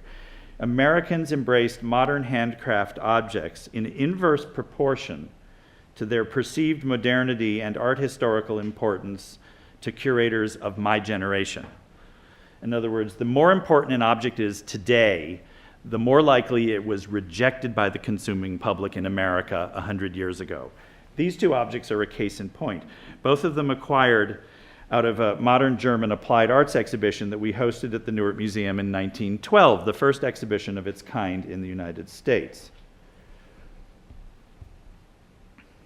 Mr. Dana had no problem with European objects as long as they were modern, understanding the nature of international commerce, and himself being a big fan of Northern European modernism. In fact, he adored Germany and apparently hated France, so we have a slight gap in the collection early on. But the cutting-edge modern design and craft objects that came out of Europe in the 19-teens had almost no traction with consumers of any class in the United States, another fact which is entirely glossed over by all of today's museums and collectors. These two objects came from the Modern German Applied Art Show, as I mentioned, but they represented what our museum thought was beautiful and was emblematic of what good taste should be in a world that loved modern things. On the other hand, I think objects like this, which we also showed, and I show you our original purchase prices from 1910 and 1912, Rookwood on the right, Gruby on the left, which were not inconsiderable prices. That's a lot of money. That's 2 weeks' salary for a curator in the early 20th century. This sort of thing seemed to have had better traction with the consuming public in America, but they had no traction at the very top of the social heap, except, I suppose, accidentally. I mean, someone gives you a bouquet of roses in a Gruby vase, fine, but nobody was out there collecting it. And I'm sure there are exceptions, but the rule is pretty clear. And none of this mattered at all to the Gilded Age elite, because modern craft objects had no prestige beyond their handcraft and none of the connotations of wealth, power, and rarity that dominated the thinking of American museums, curators, and big-time collectors. If one looks carefully into the museum archives of any museum, I suspect that you will find that much of the modernist decorative arts that entered the American museums at this time in the early 20th century was deep-sixed, if not totally deaccessioned, by the start of the Depression, and remained in shadow until the final quarter of the 20th century, and we are no exception to this rule. There's a certain irony that the most conservative modern craft from the arts and crafts movement, and these are all pieces, the one in the middle is English, but the other three are all American, all from about the same time, all sold to us for more or less the same price. That these most conservative objects from the arts and crafts movement and those which took their aesthetic cues from Asian prototypes by way of French ateliers are in fact the least studied and the most underappreciated aspect of the arts and crafts movement in America. And all you need to do is talk to collectors of that material. Even though this was the sort of material that had the most cultural traction with the consumer in America, because it appealed to the American anti-modern impulse to revere anything that looked old and reflected the good taste of an imagined past. These anti-modern craft objects, Adelaide Robineau and Steuben on the right, both with their original purchase prices on them, have been dismissed repeatedly by modern curators and collectors as uninteresting and less important than more radical modernist designs, when in fact I would suggest that culturally they more accurately reflect the general American taste in modern craft at the time than most of what museums revere today. The relative lack of current interest in craft objects like this, to me, seems to reflect that consistent need over time on the part of museums, collectors, and curators to hold up as exemplary not what mattered most in any given time in the past, but what matters most in the present time in the eyes of collectors and their curatorial supporters. And again, I do not exempt myself from this. The conventional wisdom is that the modern craft movement begins to take off in the years following World War II. We've just had a great new show and an exhibition, and then there's the California Design Show, which deals with all of these issues. Of course, the segue from the arts and crafts movement to the contemporary craft movement is far more nuanced and gradual than museum exhibitions would suggest. The former American Craft Museum, those two great exhibitions it did, The Ideal Home and Craft in the Machine Age, tried to address that continuity over time. The arts and crafts movement is alive and well, of course, throughout the 19-teens and well into the 1920s and even into the 30s, in spite of the crash, in spite of what today's marketplace, driven by collectors and dealers of this material, generally maintain. You have a major auction house person holding a 1912 Art Nouveau vase and saying, oh, but this is so passé, it's so passé, nobody wanted this. And I'm saying, they sold it. They made it in 1912. They sold it in 1912. It was not passé just because your collectors say it was passé. You know, Stickley did not stop making furniture in 1902, which is when apparently the earth moved for collectors. Anyway, don't get me started on that group. I've lost my place again. Try to crack a joke and you lose seconds, precious seconds. There was a point, oh yes, we all know that people like Adelaide Robineau and Peter Muller-Monk, there he is, were operating in studios long before the appearance of anything we call the contemporary craft movement in the 19-teens and 1920s. And without a doubt, there are craft artists all across America who happily worked right through the transitional period. I can think of Henry Varnum Poor and Mary Chase Perry Stratton. I seem to know pottery better, who did this.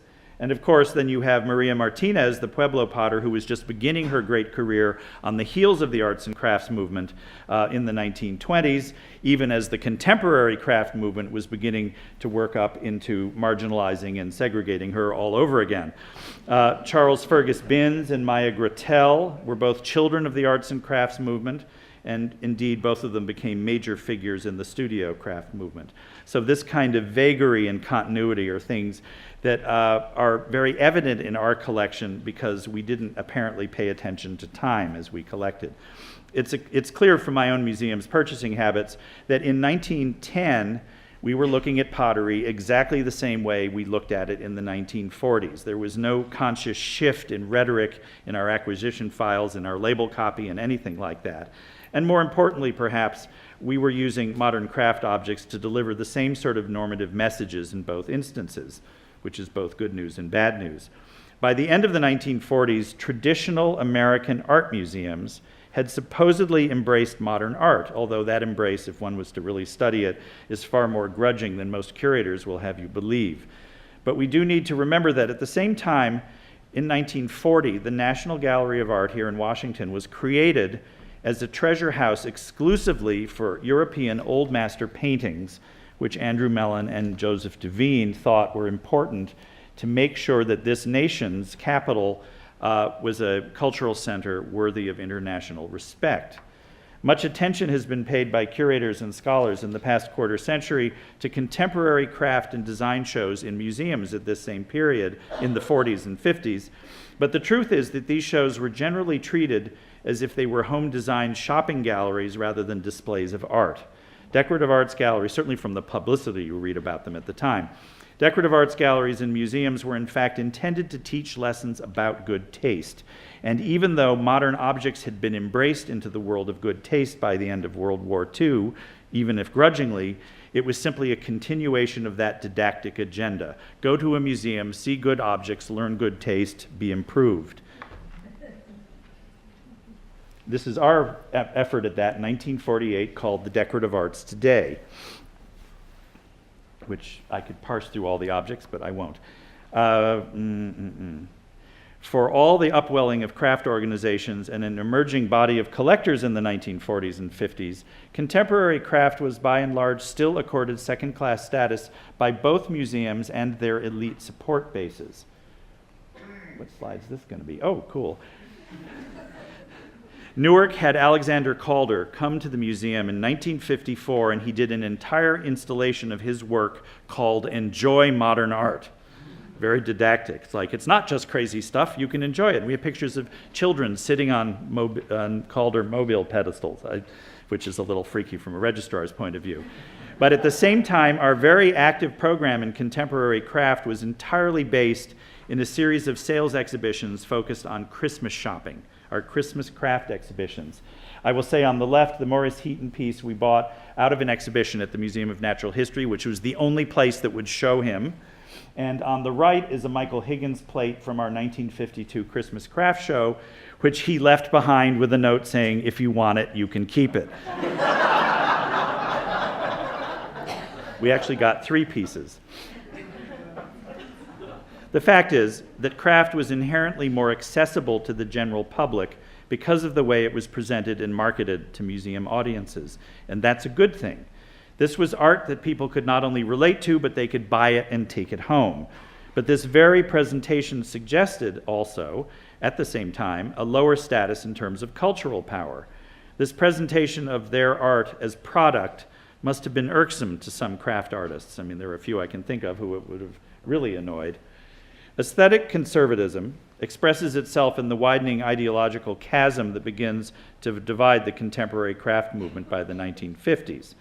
On the one side, you have the populist handcraft artists who seek romanticized inspiration in historical forms, in folk craft and folk cultures, whether native or foreign. And here on the left, you see a picture set by the Shires that we bought out of our 1948 exhibition, and just a really hideous interior from a magazine of the 1950s, which is where the Shires were aiming when they made these pieces. They knew that that June Cleaver was going to like their stuff because this sort of more folky aspect.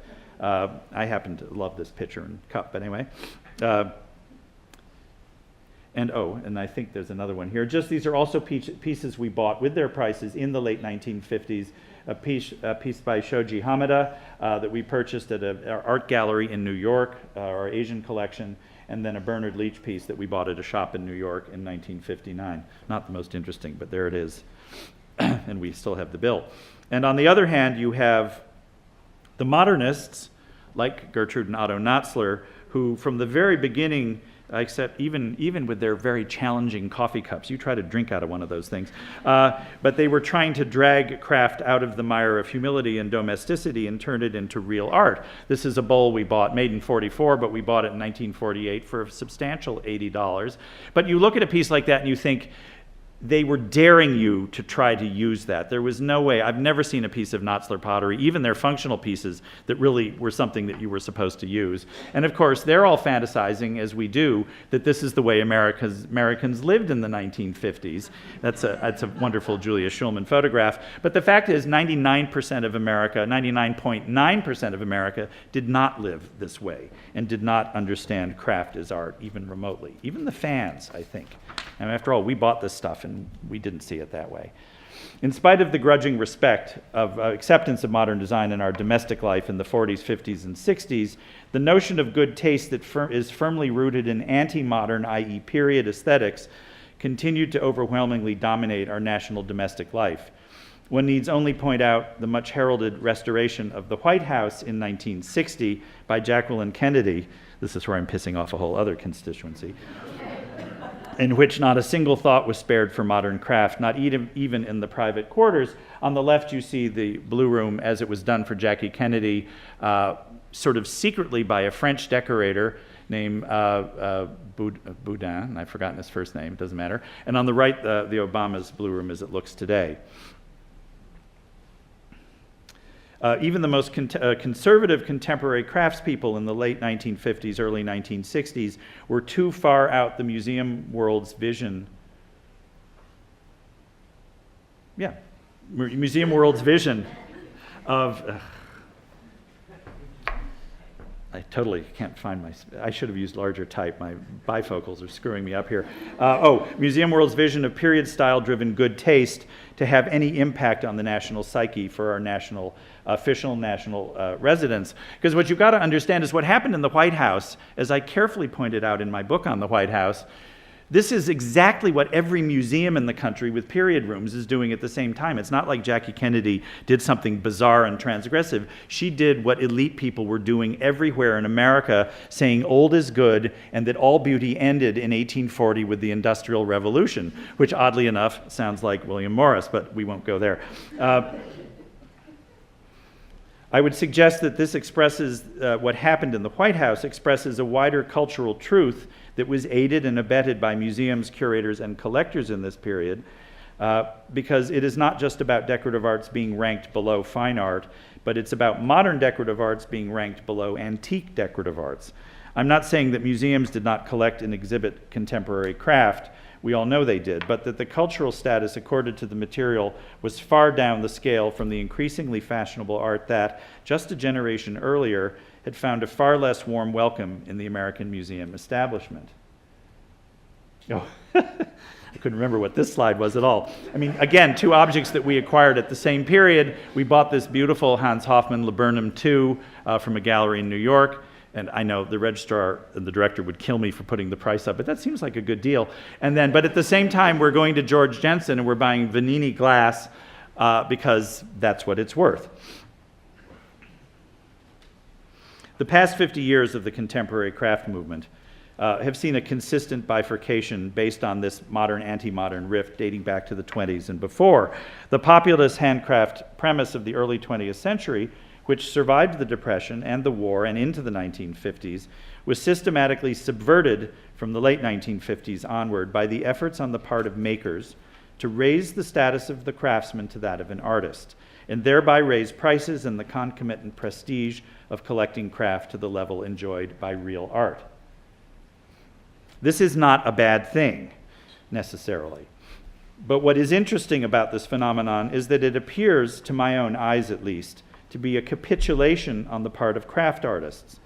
It appears to be an admission, remember, my own eyes being those of a decorative arts curator, it appears to be an admission that the decorative arts in all media, regardless of the skill and effort required, in spite of the, with which they are imbued, in spite of the efforts and rhetorical, in spite of the efforts and rhetoric to the contrary put forth by the arts and crafts movements of the world in the first half of the 20th century, that all of the decorative arts are indeed lower in cultural status than the fine arts. By going down that road in that bifurcation of art and craft and making art better than craft if you're a craftsperson, then you are saying that the decorative arts are inferior, period. Utility becomes antithetical to art, as we've just heard, just as the word craft has become anathema to the curators and collectors, so that curators and collectors are able to differentiate between the sort of objects that are accessible and affordable to the mass of the museum-going public and the object that is elevated both in prestige and in price. Now, was that slide 29, or is this slide 29? Ah, there you are. These are both in my collection at the museum. I didn't put the prices up because I bought them at the same time, so it was sort of a false comparison. But a 1952 cookie jar that actually belonged to the painter Wayne Thiebaud, and a more recent acquisition of one of his great wall dishes. At least I call them dishes. Now, we'll leave this on the screen for the moment because Peter Voulkos's transcendent moment in 1960 is seen as the great triumph of the American craft movement. And indeed, I wrote about that in my essay for MAD's recent publication, Crafting Modernism. Voulkos was given a one-man show in 1960 at the Museum of Modern Art by their curator of painting and sculpture, Peter Seltz. So this is emphasized, required, that this moment is a moment of pause when Peter Voulkos has become an artist. He's at MoMA, the canon. America loves the canon. But what we as a profession, and I say we, I mean decorative arts curators. I'm not sure I'm even including craft curators. I'm just including decorative arts curators. But what we as a profession have never acknowledged is that this validation for Peter Voulkos was, on its flip side, a fairly comprehensive dismissal of the validity of decorative arts as a path for serious artistic expression in the context of art museums. We can argue about that over dinner. And yet this sort of art curator validation became the ultimate proof of a craftsman's legitimacy for all the decades to follow. I am winding down. As the success of these efforts to upgrade contemporary craft from decorative arts to fine art reached a pinnacle of sorts in the late 20th century, and I love referring to the late 20th century as if it's in a distant land, and indeed it feels that way, the craft collected by museums and their patrons had entirely abandoned the founding premise of craft production and collecting set forth in the early 20th century. Even as the arts and crafts movement was itself being revived and studied, wonder what that was referring to. Through important exhibitions in the 70s and 80s, its founding tenets were being undermined by its offspring. I think this referred to some other comment, just as this is a piece of Carlo Scarpa glass that we bought in the 1920s anonymously, because who cared who Carlo Scarpa was in 1928, and then a piece of Dale Chihuly that I knelt down and worshipped and then purchased for the museum in 1986 when I was 30. Now I wandered off my place again. Aided and abetted by curators like myself, craft in the late 1980s had become as self-consciously elitist as the American rage for French furniture in the years preceding World War I and the fashion for Impressionism in the years following World War II. No, I'm really off sync here. This has nothing to do with what I just said. Even more ironically, in a parallel history, craft material produced during the arts and crafts movement has become an even more competitive battleground for collectors and museums as we rush to pretend that most of us didn't ignore most of this for most of our history. Newark acquired modern craft in the 19-teens and then did not show any of it again between 1926 and 1972, when this piece of pottery was first dragged out of storage for Martin Eidelberg's exhibition in Princeton of the arts and crafts movement in America, the first great exhibition on that topic in my lifetime. The populist wing of the contemporary craft world did not vanish, of course, and far from it. It thrives stronger than ever in local craft shows and street fairs in every corner of the country, aided and abetted by the internet and Facebook and other social media of which we had no imaginary thoughts 20 years ago. This popular craft world is also even more profoundly ignored and dismissed, except upstairs, by elite collectors. It's more ignored. I wrote this down carefully this morning. Profoundly ignored and dismissed than the arts and crafts movement was by 1930 by the majority of elite collectors and museums in this country. The very idea that museums are to be places where art is made accessible to everyone has been subverted by the century-old notion that museums are in fact still places to showcase the taste and the buying power of patrons. On the right is a Jensen piece that we bought at George Jensen in 1929. On the left is a piece I phoned Mary Lee Hu and said, I want to buy something of yours, what should I buy? And that's what she told me to buy. Curators, myself included, are willing participants in all of this, as you can see. When our founder, John Cotton Dana, our meaning Newark's founder, purchased this 4-inch high vase in 1912 for $1, he was saying to the museum's visitors, and he bought it in Germany, he was saying to our museum's visitors, this is good design, this is good craft, this is art, and you can afford it. In contrast, when I upgraded Mr. Dana's cheap purchase with a Rosenberg eggshell vase from 1909, painted with stylized tulips by the same artist, whose name I've forgotten, I was happy to pay 8,000 times the cost of Mr. Dana's purchase because I had a different message. I was saying to my visitors, as he did, this is good design, this is good craft, this is good art, but I left out that and you can afford it part because what I really needed to do as a curator coming up to the museum centennial was to say, this is rare, this is costly, this is what museums collect.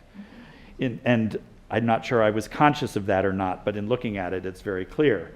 In my earnest attempt to upgrade our cheapskate founder's acquisitions, I was in fact subverting the message that he felt museum goers needed to hear. My curatorial ambition, schooled as it was in the rise of craft in the 70s and 80s, had subverted my own understanding of the basic premise of craft, which was accessibility of art for everybody. Contemporary craft still does not have the big money cachet that contemporary art does. We all know that. You just need to look at the prices of modern and contemporary art today. The current visionary embrace of contemporary craft by museums like the Houston Museum of Fine Arts, with its wonderful curator Cindy Strauss, reflects both the triumph of craft over its decorative arts roots and the ultimate failure of the progressive vision of the arts and crafts movement as it existed in the early 20th century. When the Newark Museum purchased in 1924 a figural Yoruba divination bowl, its cultural value in this country's art museums was extremely low. Describing it in the museum's files as an African Negro wood carving, which is very quaint, Mr. Dana was interested in African art as craft and as art that was part of everyday life. He saw it as art and presented it as art to our audiences because it touched the lives of ordinary people somewhere else in the world, and wanted it to touch the lives of people in Newark. Whether he was actually right or wrong is sort of moot. Dana embraced the object as a work of modern art for the people for whom it was made. In contrast, my purchase of a work by Anglo-Kenyan sculptor Magdalena Dundo in 1995 was a celebration of global modernism and of Adundo's transcending craft to make vessels that were sculptures, but they were still vessels. I'm a decorative arts curator. Our curator of the arts of Africa sees this piece, which we share, as a contemporary African sculpture, as a work of contemporary African art, a collecting field that we're very active in and which is beginning to gain global traction. I, as a decorative arts curator, still insist on seeing Magdalene's work as English pottery. I don't say that to her face, actually, but Adundo has achieved global acclaim for her work precisely because she has moved beyond craft and beyond decorative arts. Her prices have skyrocketed because she is an artist, not because she is a greatly gifted potter. And her work can only be seen in museums or in the homes of rich collectors. It is a far cry from the ambitions of her teacher in Abuja, Nigeria, the English potter Michael Cardew, who happily sold pots cheaply to tourists in order to keep his pottery going. So, finally, when I commissioned at the age of 26, the silversmith Ubaldo Vitali to make a piece of silver for the museum's 75th anniversary, I had no thought in my mind of contemporary craft in the way that my predecessors had in the 1950s. I was not thinking about our visitors being able to own something by this wonderful silversmith. I was thinking only of creating a great modern object that would be a statement in my gallery, the hubris of the young curator. And it was also on view here at Nicholas's great biennial last year. When I purchased a quilt, likewise, you can roll your eyes now, Nicholas, by a young Seattle quilter who I met in Newark during one of our quilt exhibitions, Luke Haynes, I embraced his work as he saw it, as art. For all that I was linking his quilt in my own mind to our historical quilt collection, in which I'm in charge of, and to other contemporary objects in our collection, I acknowledged his status as an artist, and with great curatorial noblesse oblige, I paid him the highest price he'd ever been paid for anything, which he quoted to me at the presentation you see up on the screen.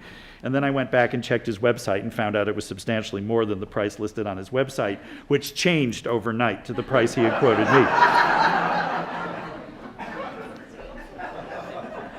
But I acknowledged his status as an artist, and it ensured forever that Luke's very fun work is outside the vast realm of hobby quilters who make up a multi-billion-dollar industry in America today, who sell their wares at craft shows and street fairs for a few $100s at most.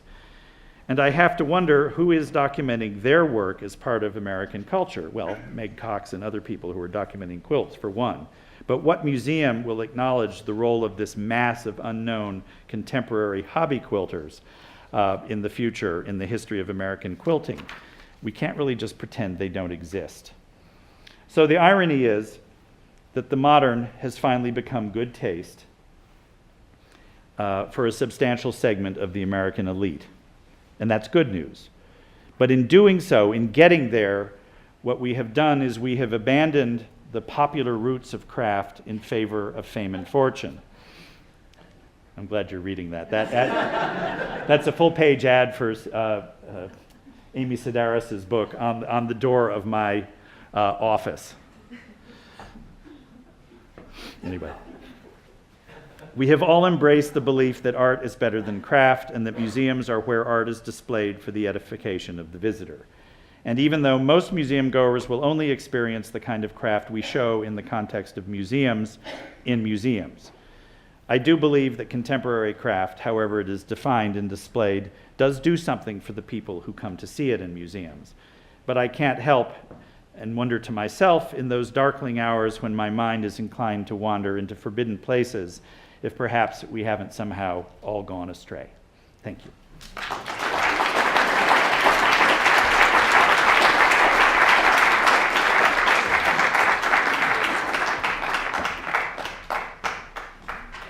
Wow. My brain is already full, and we have a long ways to go over the next 2 days. But if we could get Ulysses and Jen and Julie and Liz up here, we will have at least a few minutes of questions, and then we'll have a little break. Please, if you have a question, can you please go to one of the microphones? It's not only so that we can hear you, it's so that people watching the live webcast can also hear your questions. And if you can please also identify yourself. There are a lot of friends here, but some people don't know who everyone is, so it would be helpful. Thank you.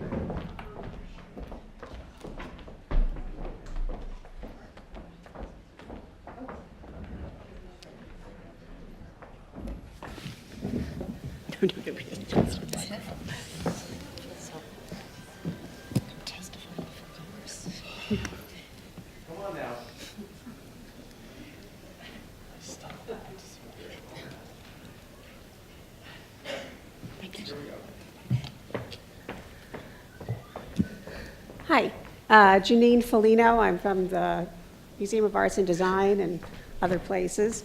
I just wanted to add a comment to Jennifer and Julie's presentation. Having also worked at the Museum of Fine Arts in Boston, I do remember a lot about Jonathan Fairbanks and his use of the Please Be Seated program. And with Jonathan, it wasn't a case of being institutionalizing craft, it was really about insinuating crafts. And in this particular case, I remember with great fondness his stories about how he chose this method of inserting furniture into other galleries. And the first reason was he didn't have any gallery space of his own. So without a gallery, he found spaces by going outside and placing them in other spaces around the building. And he did actually go to a large extent to work with the galleries. Jerry may have his own perspective, but he would have things like Nakashima furniture in the Asian Art Gallery. So that he really did find a kind of a harmonious placement, and I think that it did actually work well. He also made sure it was available to visitors. If anybody wanted to buy furniture from those artists, we always made that information available to the casual visitor. And he was probably the first curator of an encyclopedic art museum to bring contemporary craft to a wider audience. Thanks. I've actually been through those galleries and sat in all those chairs. And as a curator, it freaks me out that you're allowed to sit in them, because when he brought them in, they didn't matter so much. And now some of these things are iconic objects and you can still sit in them. So. You were just giving me trouble today because I wouldn't let you sit in here. Yes. Hi. Excuse me. So I want to take up what Ulysses brought up about the hobby craft, because I think that opens up a huge spectrum that perhaps I think Glenn's talk actually makes me think a little bit about the fact that if we are in this position where craft is infiltrating so many different things, that hobby craft has continued and has not gone away. It's actually helped us get to where we are now. And as museums, I'm just curious, and I know, Jan, you and I talked a little bit about this, touched on it briefly over the years, but where is hobbycraft and what we're doing, and in the way that you all are talking about museums? I feel like it's a big arena that we just don't address, and I wonder if you all have any more thoughts about that. Ulysses. You want to tackle that one? Well, I mean, I would just say that I think museums are very reluctant to tackle it. I mean, that the image of the radio show I co-hosted, the web radio show with Mark Lipinski, which is right in New Jersey, is like this massive, it was like what Glenn talked about. It was that the handmade revolution is that you, oh no, maybe I'm confusing it. It was where the people brought a piece of craft. Oh, that's right, you were there with your suit. And but it's that whole idea that I think we're a long way from having art museums embrace that, because I don't think we've quite figured out how to do that. And I think, and I'm not quite sure, I didn't really pose an answer to that question other than I just think it is something that, to me, what I want to do is I want to say, oh, the Smithsonian should take care of that. Not you, but the History Museum, that sort of thing is part of the historical sort of folk life record of the country. Well, so I'm passing the buck on that one. Unfortunate personal anecdote on that front. Glenn, you actually had a student, I think, home from English. Somebody contacted me maybe 2 years ago or so. Oh, God. See, I'm terrible. Okay. Katie's going to have my neck for this. All right. One of Glenn's students actually contacted me, emailed me a couple of years ago and said he was studying the history of hobbycraft and wanted actually to, I think, do a fellowship or something to come to Washington to study our resources about the history of this, and I felt terrible, but I had to tell him we have absolutely nothing about that. Ulysses, you're right, that is the sort of thing that the Smithsonian should have, and part of what we're trying to do at the Renwick, although it's going to take a generation probably, is to embrace craft much more fully. And Jen, you mentioned this very briefly. What we're doing is I think we're going more general. We're also going more vague. The Smithsonian has 4 so-called grand challenges, which are supposed to guide the mission of all of the 19 Smithsonian museums. One of those is to understand the American experience. Now, I'm fortunate that that's vague enough that means I can sort of do anything. And that means I do think, Ulysses, that you're right, that we should be embracing more of a folk mission, more of a popular mission, and really looking at the work that is being done by the masses. Unfortunately, we're just not quite there yet. Can I also want to, before we change, I'd like to just comment. The Oakland Museum's currently working on an exhibition called We Customize that's maybe not specifically tied to hobbycraft, but tied to, I think, something related, and that's the idea of people doing their own mods and modifications and customizing objects. And they're going out and they're actively taking, they have a rover that they go out to different events and do these projects where people can come up and customize their own objects. The recent one they did was using a bunch of toys that you could cut up, take the head off of one and glue it onto, the body of another, and kind of customize your own toy that way. So they are kind of looking at this in a different sort of way. I don't know if there's any plans to collect any of the objects, but they will go on display. So, I think it is a cultural movement as well as, an artistic movement. But I think that you need to think of different ways that you can approach it.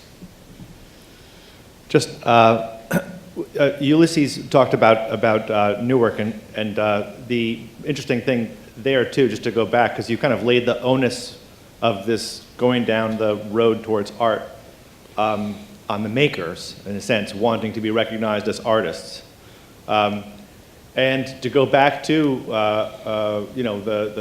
the Deutscher Werkbund exhibition in 1912, of course, you had what would student work exhibited in all of the galleries, right, alongside quote unquote professional designers.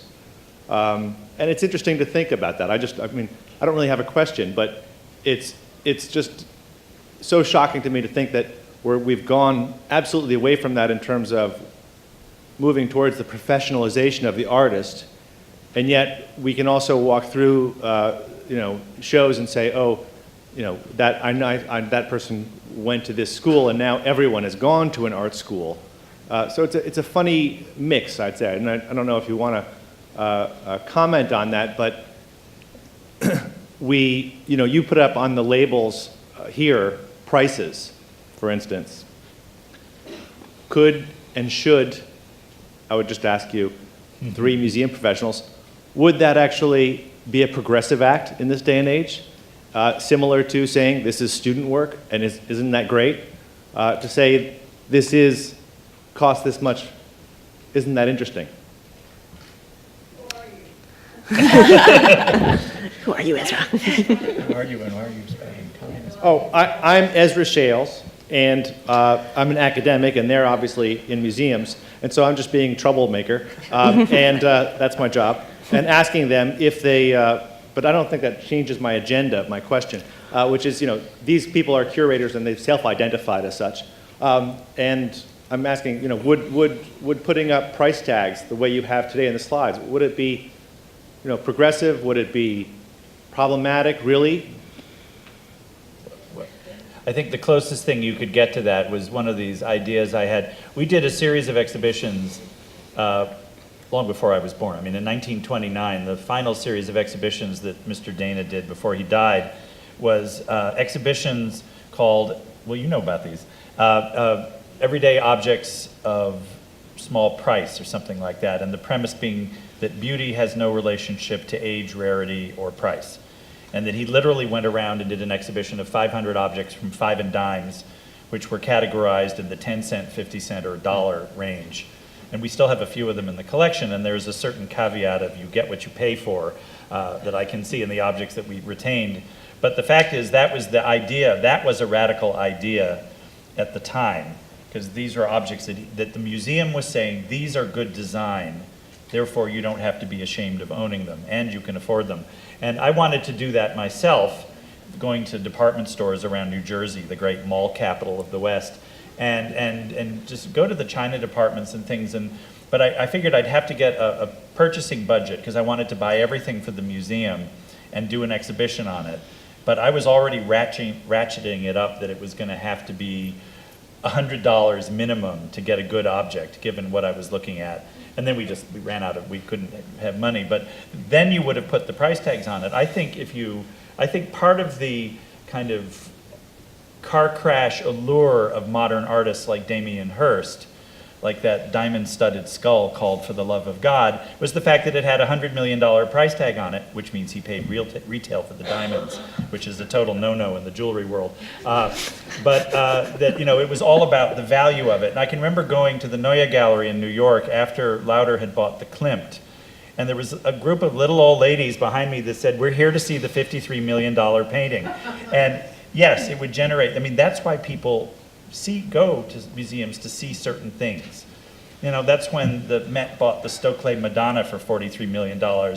People were lined up for months to see the painting. It's sitting there in the gallery. No one's ever in that gallery now, once the buzz of the price was over. So I'm not sure putting prices on things would help beyond the initial. There are implied prices on everything that's called Impressionist or Fabergé or Picasso. There's dollar signs that dance around all of those names. Matisse, who brought that up, yes. And so I think that's part of what draws.